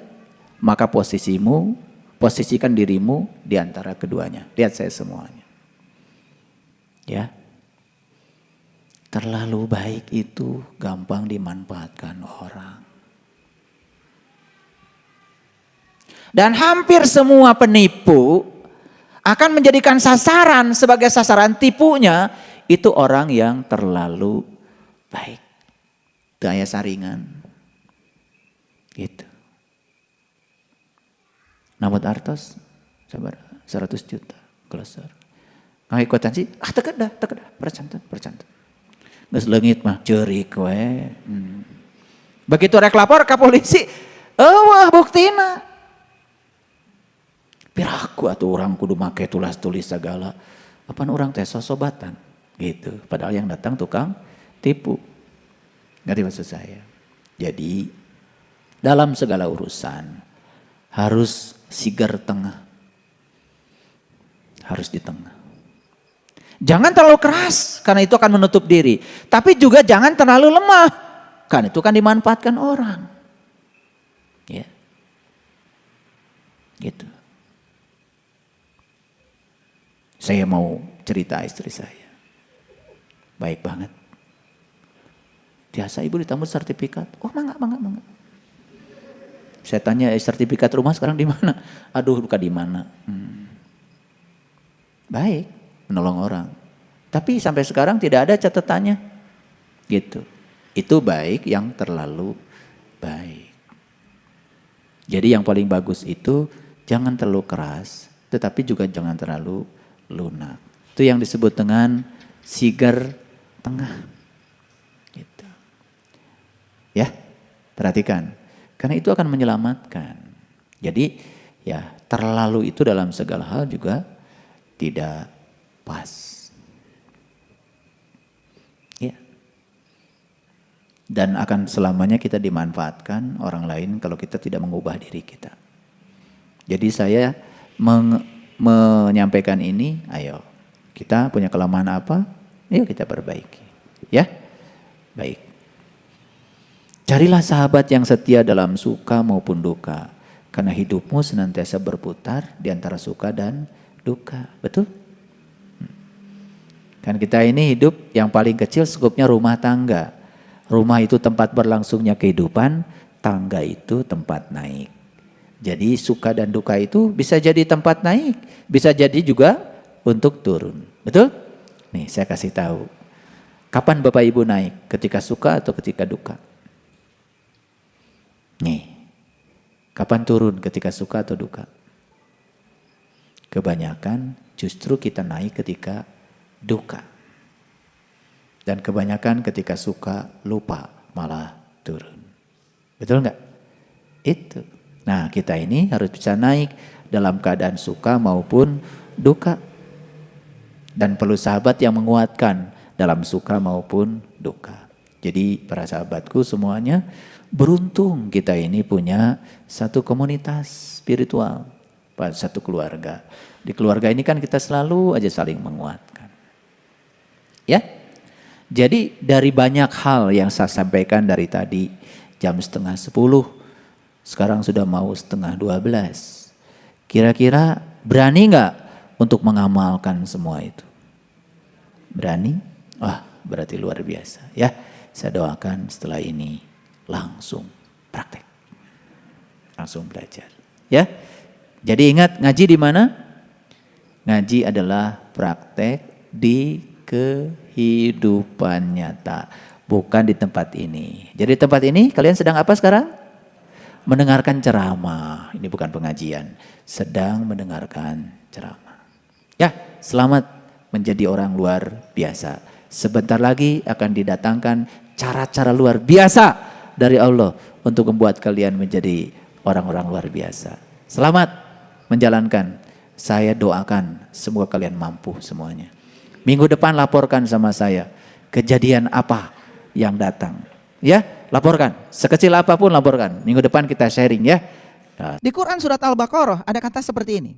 Itu di 250 ke atas itu ada pernyataan seperti ini di dalam Quran surat Al-Baqarah. Nanti bisa dicari. Pernyataannya seperti ini. Bagaimana caranya membangun kembali negeri yang telah hancur? Gitu. Lalu apa jawaban Allah? Ya, matikan saja orang itu selama 100 tahun. Dan negeri yang hancur itu akan bangkit lagi. Bayangkan coba. Pertanyaannya bagaimana menghidupkan negeri yang telah hancur? Tapi Allah bilang caranya matikan saja orang itu 100 tahun. Kan bingung ya. Nah tentu saja ini bukan cerita negeri yang di sana. Nah makanya negeri yang telah hancur itu sebetulnya adalah kolbu yang sudah kering kerontang. Jiwa yang sudah merana akibat kekurangan nutrisi. Itu cerita negeri yang mau roboh. Jadi dinding yang mau roboh ditegakkan. Orang yang imannya mau hancur dibantu. Orang yang dalam kegelapan diterangi. Orang yang dalam kebingungan dicerahkan. Orang yang sedang ketakutan kemudian dikasih motivasi supaya berani. Itu maksudnya. Jadi sebetulnya ini satu rangkaian. Di dalam Quran surat Al-Kahfi itu pertama. Simbolik pertama ya. Nabi Khidir itu kan melubangi perahu. Kemudian langkah yang kedua adalah membunuh anak. Dan yang ketiga adalah membangkitkan dinding yang mau roboh. Jadi sebetulnya itu satu kesatuan, tidak berdiri sendiri. Yang pertama kalau dinding kita ini roboh, iman kita mau roboh, iman kita ingin tegak berdiri, maka proses pertama lubangi perahu. Belajar melihat ke dalam diri kita sendiri. Yang kedua, bunuh anak kecil. Bunuhlah sifat kekanak-kanakan yang ada dalam dirimu. Makanya di Quran ada kata-kata banyak anak-anak kecil yang beruban. Maaf ya, ada yang beruban di sini? Di Quran, mohon maaf, di Quran ada kata-kata banyak anak-anak kecil yang beruban. Apa maknanya? Sudah ubanan, kalau ubanan itu secara fisik tua. Tetapi secara spiritual dia masih anak-anak. Mau sholat kalau ada surga. Mau sholat kan ditakut-takutin neraka. Itu anak-anak. Nah kenapa Anda sholat? Karena saya butuh. Sudah ada need di sini. Kenapa butuh? Karena merasakan kenikmatannya. Habis sholat saya damai, habis sholat saya tenang, habis sholat saya jadi tambah sabar, habis sholat kemarahan saya berkurang, bukan hilang. Nah itu kan udah bagus. Tapi habis sholat tambah marah. Perhatikan ya, mohon maaf bukan merendahkan. Orang yang sholat baru di level menggugurkan kewajiban, dia hanya menghitung rakaat saja. Sholat tidak menjadi sarana untuk membuat dia ya terbebas dari perbuatan keji dan munkar. Padahal sholat itu adalah sarana bukan tujuan. Coba baca ayatnya. Aqimis sholat inna sholat tanha anil fasa wal munkar. Dirikanlah sholat. Sholat itu sarana yang bisa mengantarkan Anda untuk tercegah dari perbuatan keji dan munkar. Jadi sarana bukan tujuan. Buat apa ngitung rakaat sholat? Jangan dihitung rakaat sholatnya. Boleh rakaat sholatnya banyak, tidak masalah. Tapi yang paling penting, dampak apa sih dari sekian banyak rakaat yang kita lakukan? Kesadaran apa sih? Karena penyatuan dengan Tuhan, saya bilang tadi, itu adalah di kesadaran.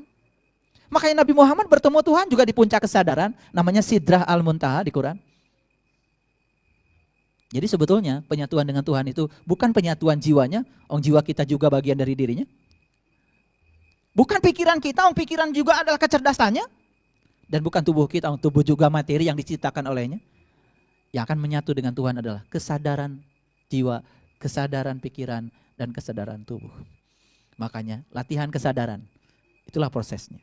Jadi membangunkan dinding yang mau rubuh, itu artinya mendirikan kembali iman yang mau runtuh. Supaya negeri yang tadinya gelap, udah bercahaya, gelap gulita, bercahaya lagi. Itu namanya Madinah Al-Munawwarah. Dan ini tidak bisa dijelaskan, harus dialami. Sekali lagi, ini tidak bisa dijelaskan. Kalau Bapak Ibu mendapatkan jawaban-jawaban dari saya seperti ini, hati-hati. Ini baru memuaskan intelektual kita. Spiritual kita belum terpuaskan. Spiritual tidak mungkin dipuaskan oleh jawaban yang bersifat intelektual. Jadi oleh karena itu harus mengalami. Gimana caranya? Belajar. Ada bimbingan khusus untuk itu. Bisa dimengerti? Oke. Pertanyaannya makin bagus ya. Makin sulit nih kelihatannya. Makin sore ya. Masih ada pertanyaan? Masih, silakan. Assalamualaikum, Ayah Guru, saya Ovi. Saya mau menanyakan, Waalaikumsalam warahmatullahi wabarakatuh. membaca surat Yasin itu diperuntukkan untuk orang meninggal atau orang yang masih hidup? Terima kasih. Assalamualaikum warahmatullahi wabarakatuh. Wah, Yasin ya. Pertanyaannya berat-berat ya. Membaca surah Yasin itu untuk orang yang meninggal atau untuk orang yang masih hidup?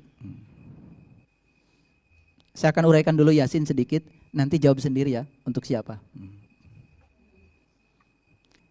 Kalau kita baca surah Yasin, Yasin itu surah yang ke-36. Oke. Kita mulai dari awalnya saja. Saya tidak mungkin membacakan surah Yasin dari awal sampai akhir. Tapi mungkin semua kita tahu. Yasin itu dimulai dengan Yasin. Yasin. Selanjutnya dipungkas dengan wa ilaihi turja'un. Biasanya saking seringnya dapat undangan baca Yasin, Yasin ini surat yang paling hafal ya. Karena Yasin biasanya identik dengan berkah. Atau kalau di kampung namanya berkat. Berkat itu brek-brek diangkat. Ya, kalau selesai baca surah Yasin biasanya pertama dapat makanan, yang kedua dapat amplop, yang ketiga dapat berkat. Gak peduli ngerti apa enggak ketika baca. Dan biasanya surah Yasin dibaca kapan saja biasanya. Kalau ada orang yang mau mati, biasanya dibacakan Yasin. Kalau ada orang yang sudah mati, juga dibacakan surah Yasin. Ya. Dan yang membacakan pasti masih hidup kan? Lucunya yang membacakan yang masih hidup nggak sadar kalau Yasin itu sebetulnya untuk dia juga. Karena sudah niatnya untuk yang mati, ya sudah nggak apa-apa. Karena saya pernah punya pengalaman. Salah seorang jamaah kita, ya, yang pernah mengalami pengalaman mati suri selama 2,5 jam. Beliau melaporkan kepada saya. Ternyata saat beliau mati suri dan dianggap oleh keluarganya itu sudah mati beneran. Lalu keluarganya baca surah Yasin. Ternyata surah Yasin yang dibacakan itu menurut pengalaman beliau. Ini menurut pengalaman beliau ya. Jangan berdebat ya. Menurut pengalaman beliau. Hati-hati. Ini bukan soal benar salah. Itu pengalaman spiritual beliau.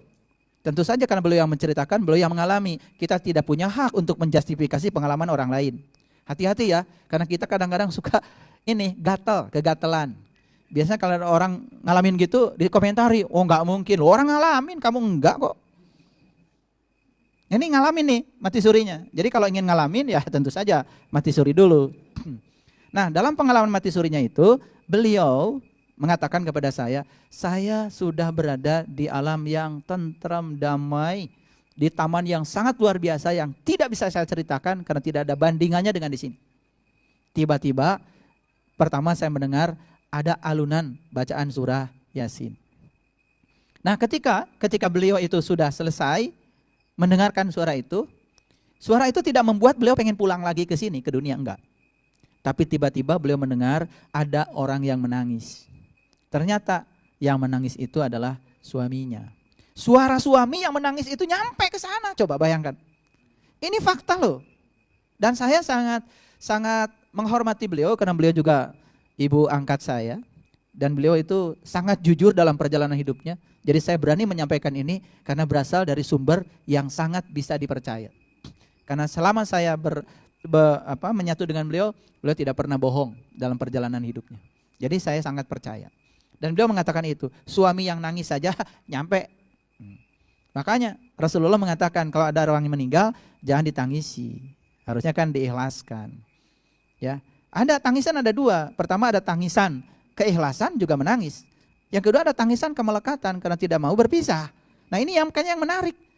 Lalu tarikan ini terasa kepada beliau. Kayaknya saya disuruh pulang. Lalu balik lagi, udah 2 jam setengah loh. Mungkin yang baca surah Yasin tadi udah selesai. Dan kemudian saat beliau mau masuk, padahal udah 7 kali ini pengalaman mati suri yang ke-7. Masih bingung juga masuknya, lupa lagi. Karena mati suri yang ke-6 udah lama. Jadi kemudian mau masuknya bingung katanya. Dari mana dulu? Nah ternyata beliau mengatakan kepada saya, rupanya masuknya itu harus simetri. Jadi harus kepala gitu. Harus simetri. Jadi seperti pernah saya menunjukkan gambar itu. Ya, seperti itu. Baru bisa masuk. Tapi begitu masuk lagi, semua rasa yang di sana itu hilang saat memasuki tubuh ini. Dan kemudian beliau pertama masuk yang ditegur adalah suaminya. Kenapa mas sampean nangisi saya? Padahal saya sudah di sana. Gitu. Nah yang kedua kemudian beliau penasaran. Berarti sadar kan? Ditanya, siapa yang bacakan Yasin? Rupanya yang bacakan Yasin itu anaknya. Padahal anaknya itu baru belajar Yasin, itu baru belajar baca yang ya panjang pendeknya nggak jelas lah. Tapi nyampe ke sananya merdu. Rupanya yang nyampe ke sana itu bukan berapa panjang, berapa pendek, berapa tebal, berapa tipis. Bukan, keikhlasan. Makanya kalau orang mengatakan salah bacanya, masuk neraka. Kurang panjang, masuk neraka. Kayaknya dia deh yang punya neraka. Enggak gitu. Menurut pengalaman beliau yang sudah mencapai tingkat kebijaksanaan, ternyata keikhlasan kata beliau yang nyampe ke sana. Keikhlasan yang membuat suaranya jadi merdu. Jadi berdasarkan jawaban ini, saya menjawab pakai fakta ya. Berarti sesungguhnya surah Yasin dengan niat yang ikhlas, walaupun yang baca surah Yasin gak ngerti apa, energinya ternyata nyampe. Nah, buat yang alergi dengan membaca Yasin untuk yang sudah meninggal, tolong diperhatikan dulu, jangan buru-buru alergi. Siapa tahu kan beliau juga besok meninggal perlu dibacain Yasin. Yang kedua, tentu saja bagi kita yang punya akal, lihat kedalaman dari surah Yasin. Saya sudah membuat CD khusus, 1 CD tentang surah Yasin. Silahkan itu didengar dan tidak mungkin dijelaskan di sini. Cari CD saya khusus surah Yasin. Judul CD-nya kalau nggak salah Wahai Sin, saya beri nama itu. Itu 1 surat, itu sampai wa ilahi turja'un.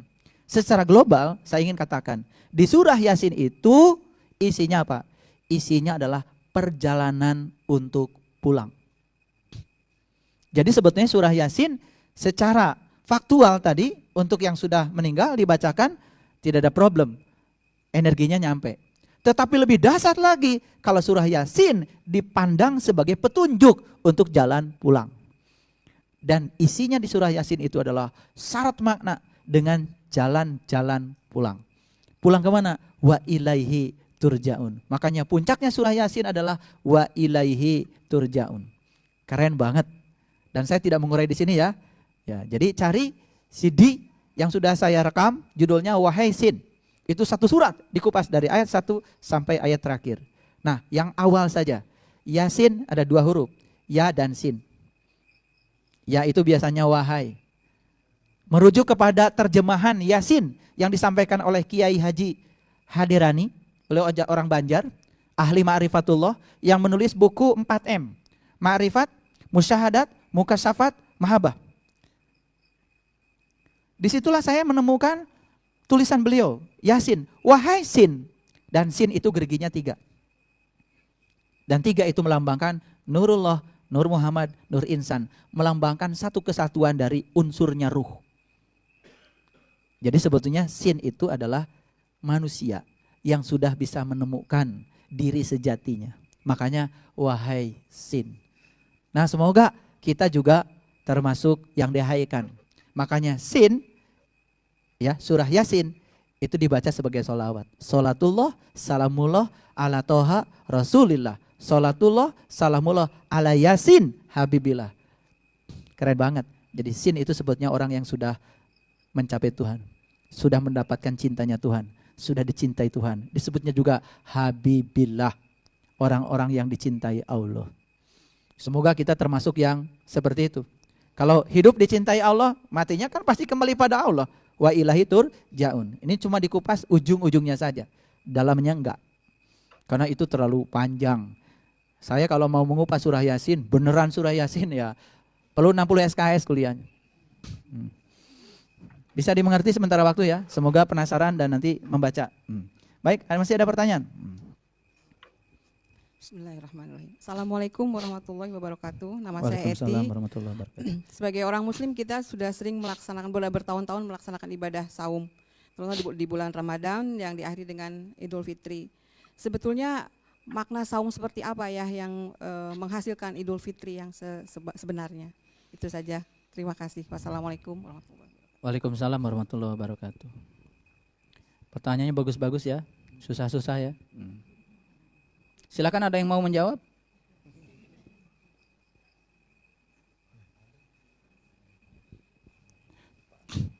Baik.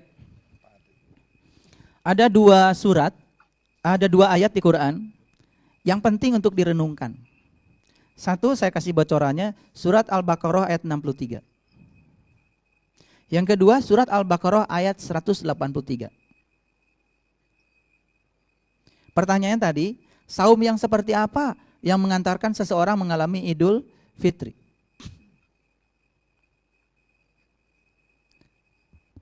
Kalau saum yang mengantarkan kita pulang kampung, macet-macetan kan itu sudah jelas ya, itu tidak usah dibahas. Semua sudah kita alami. Pokoknya akhir saum, lebaran kan? Lebaran kemudian pulang kampung kan? Ya. Bahkan banyak sekali pada saat pulang kampung, di jalan-jalan itu banyak yang sudah tidak, ya, yang sudah banyak makan minum ya, itu karena alasannya musafir. Baik, saya akan jelaskan lebih rinci. Kita akan berpatokan dulu pada 2 ayat. Ayat yang pertama surat Al-Baqarah 63. Ayat yang kedua Al-Baqarah ayat 183. 2 ayat ini ujungnya sama. Coba baca surat Al-Baqarah ayat 63 dulu. Wa id akhadna mitsaqakum wa rafa'na fawqakumut tur. Khudhu ma atainakum biquwwatin wazkuru ma fihi la'allakum tattaqun. Ujungnya apa? La'allakum tattaqun. Semoga Anda menjadi orang yang bertakwa. Yang kedua, ya ayyuhalladzina amanu kutiba alaikumusiyam kama kutiba alal ladzina min qablikum la'allakum tattaqun. Menarik nih. 2 ayat yang berbeda, awalnya berbeda, tetapi ujungnya sama. La'allakum tattaqun. Sama menghasilkan manusia bertakwa, tetapi kelihatan secara awam nih, awalnya berbeda. Sepertinya ada 2 metode yang mengantarkan hasil yang sama jadi orang bertakwa, tetapi lewat 2 jalan yang berbeda. Sepertinya begitu. Awam. Oke. Apa itu saum? Saya akan menggunakan definisi saum yang pasti-pasti, yang ada dalam referensi. Dalam hadis qudsi dikatakan seperti ini. Lisoimi farhatun inda iftarihi wa farhatun inda liqa'i rabbih. Ada 2 kegembiraan bagi orang yang saum. 1 ketika berbuka, 2 jumpa dengan Tuhan. Ini definisi ya. Jadi ternyata saum itu berbuka dan jumpa dengan Tuhan. Ini bahasa hadis qudsi. Bahasa hadis qudsi.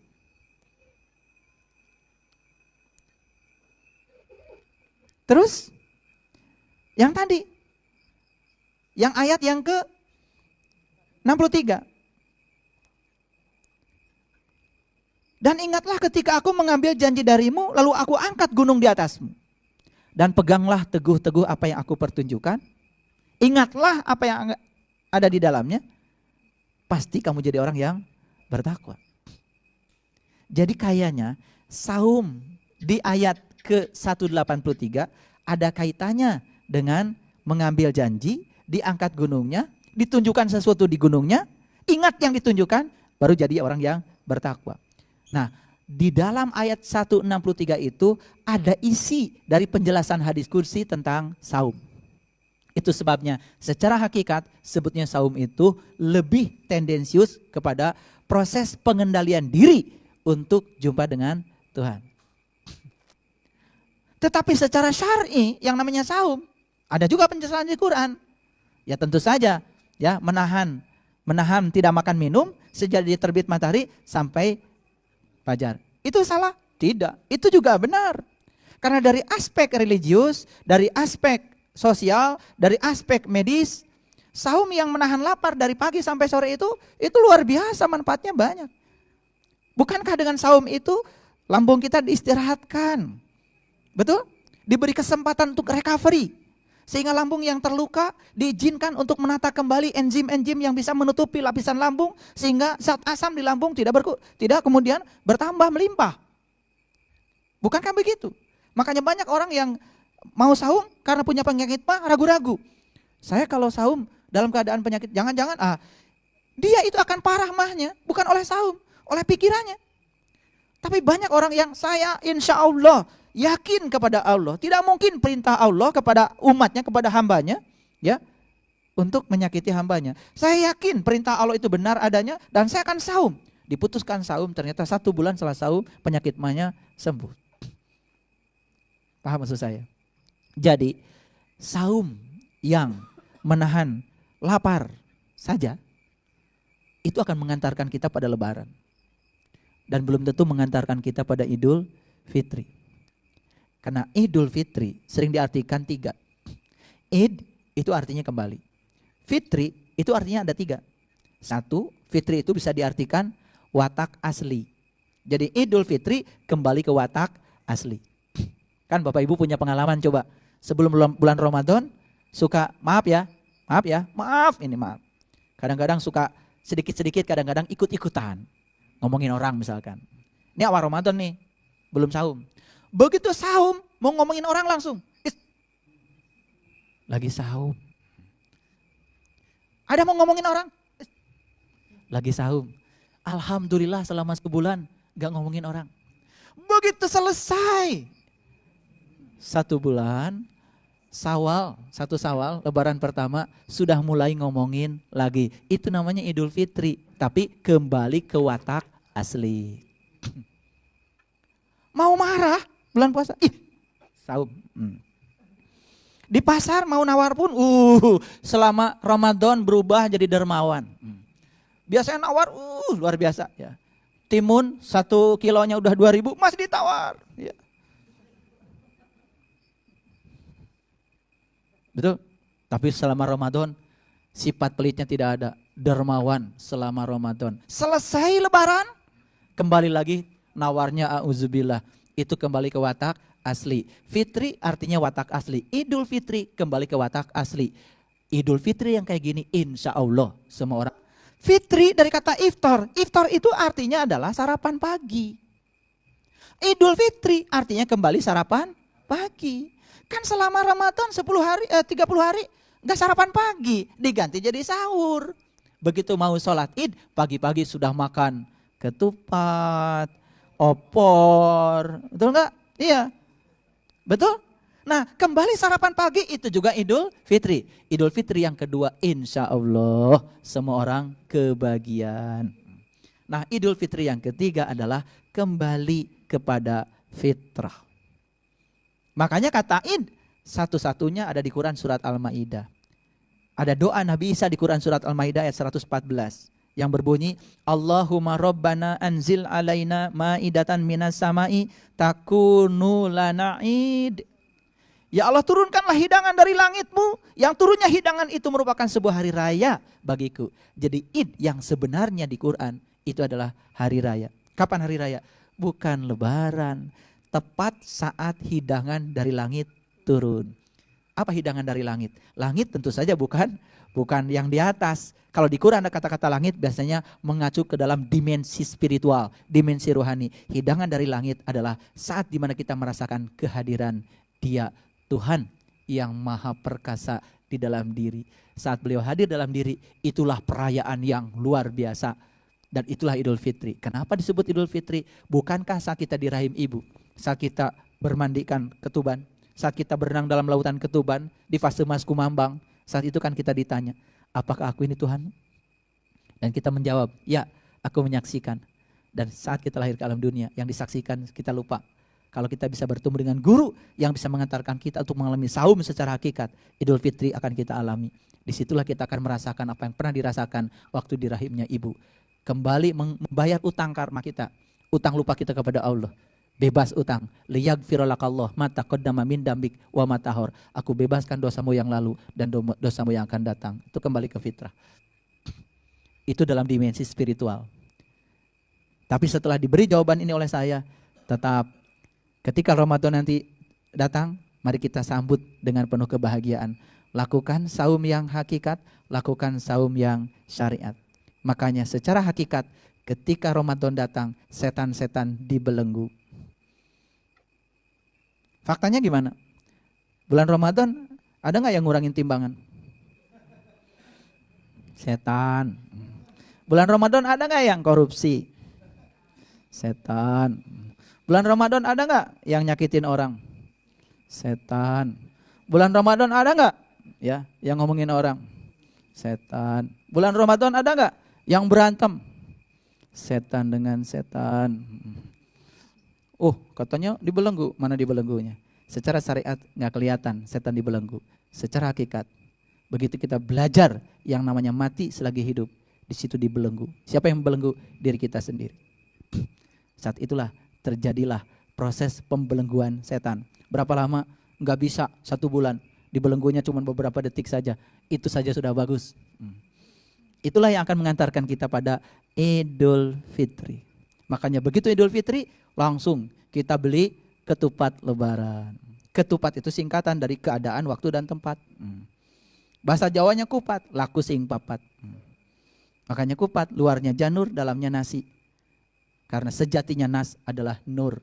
Begitu menemukan nur di dalam diri kita, terjadilah perjumpaan dengan kesadaran di dalam diri kita, di Sidra Al-Muntaha. Disitulah kita akan merasakan Lailatul Qadar.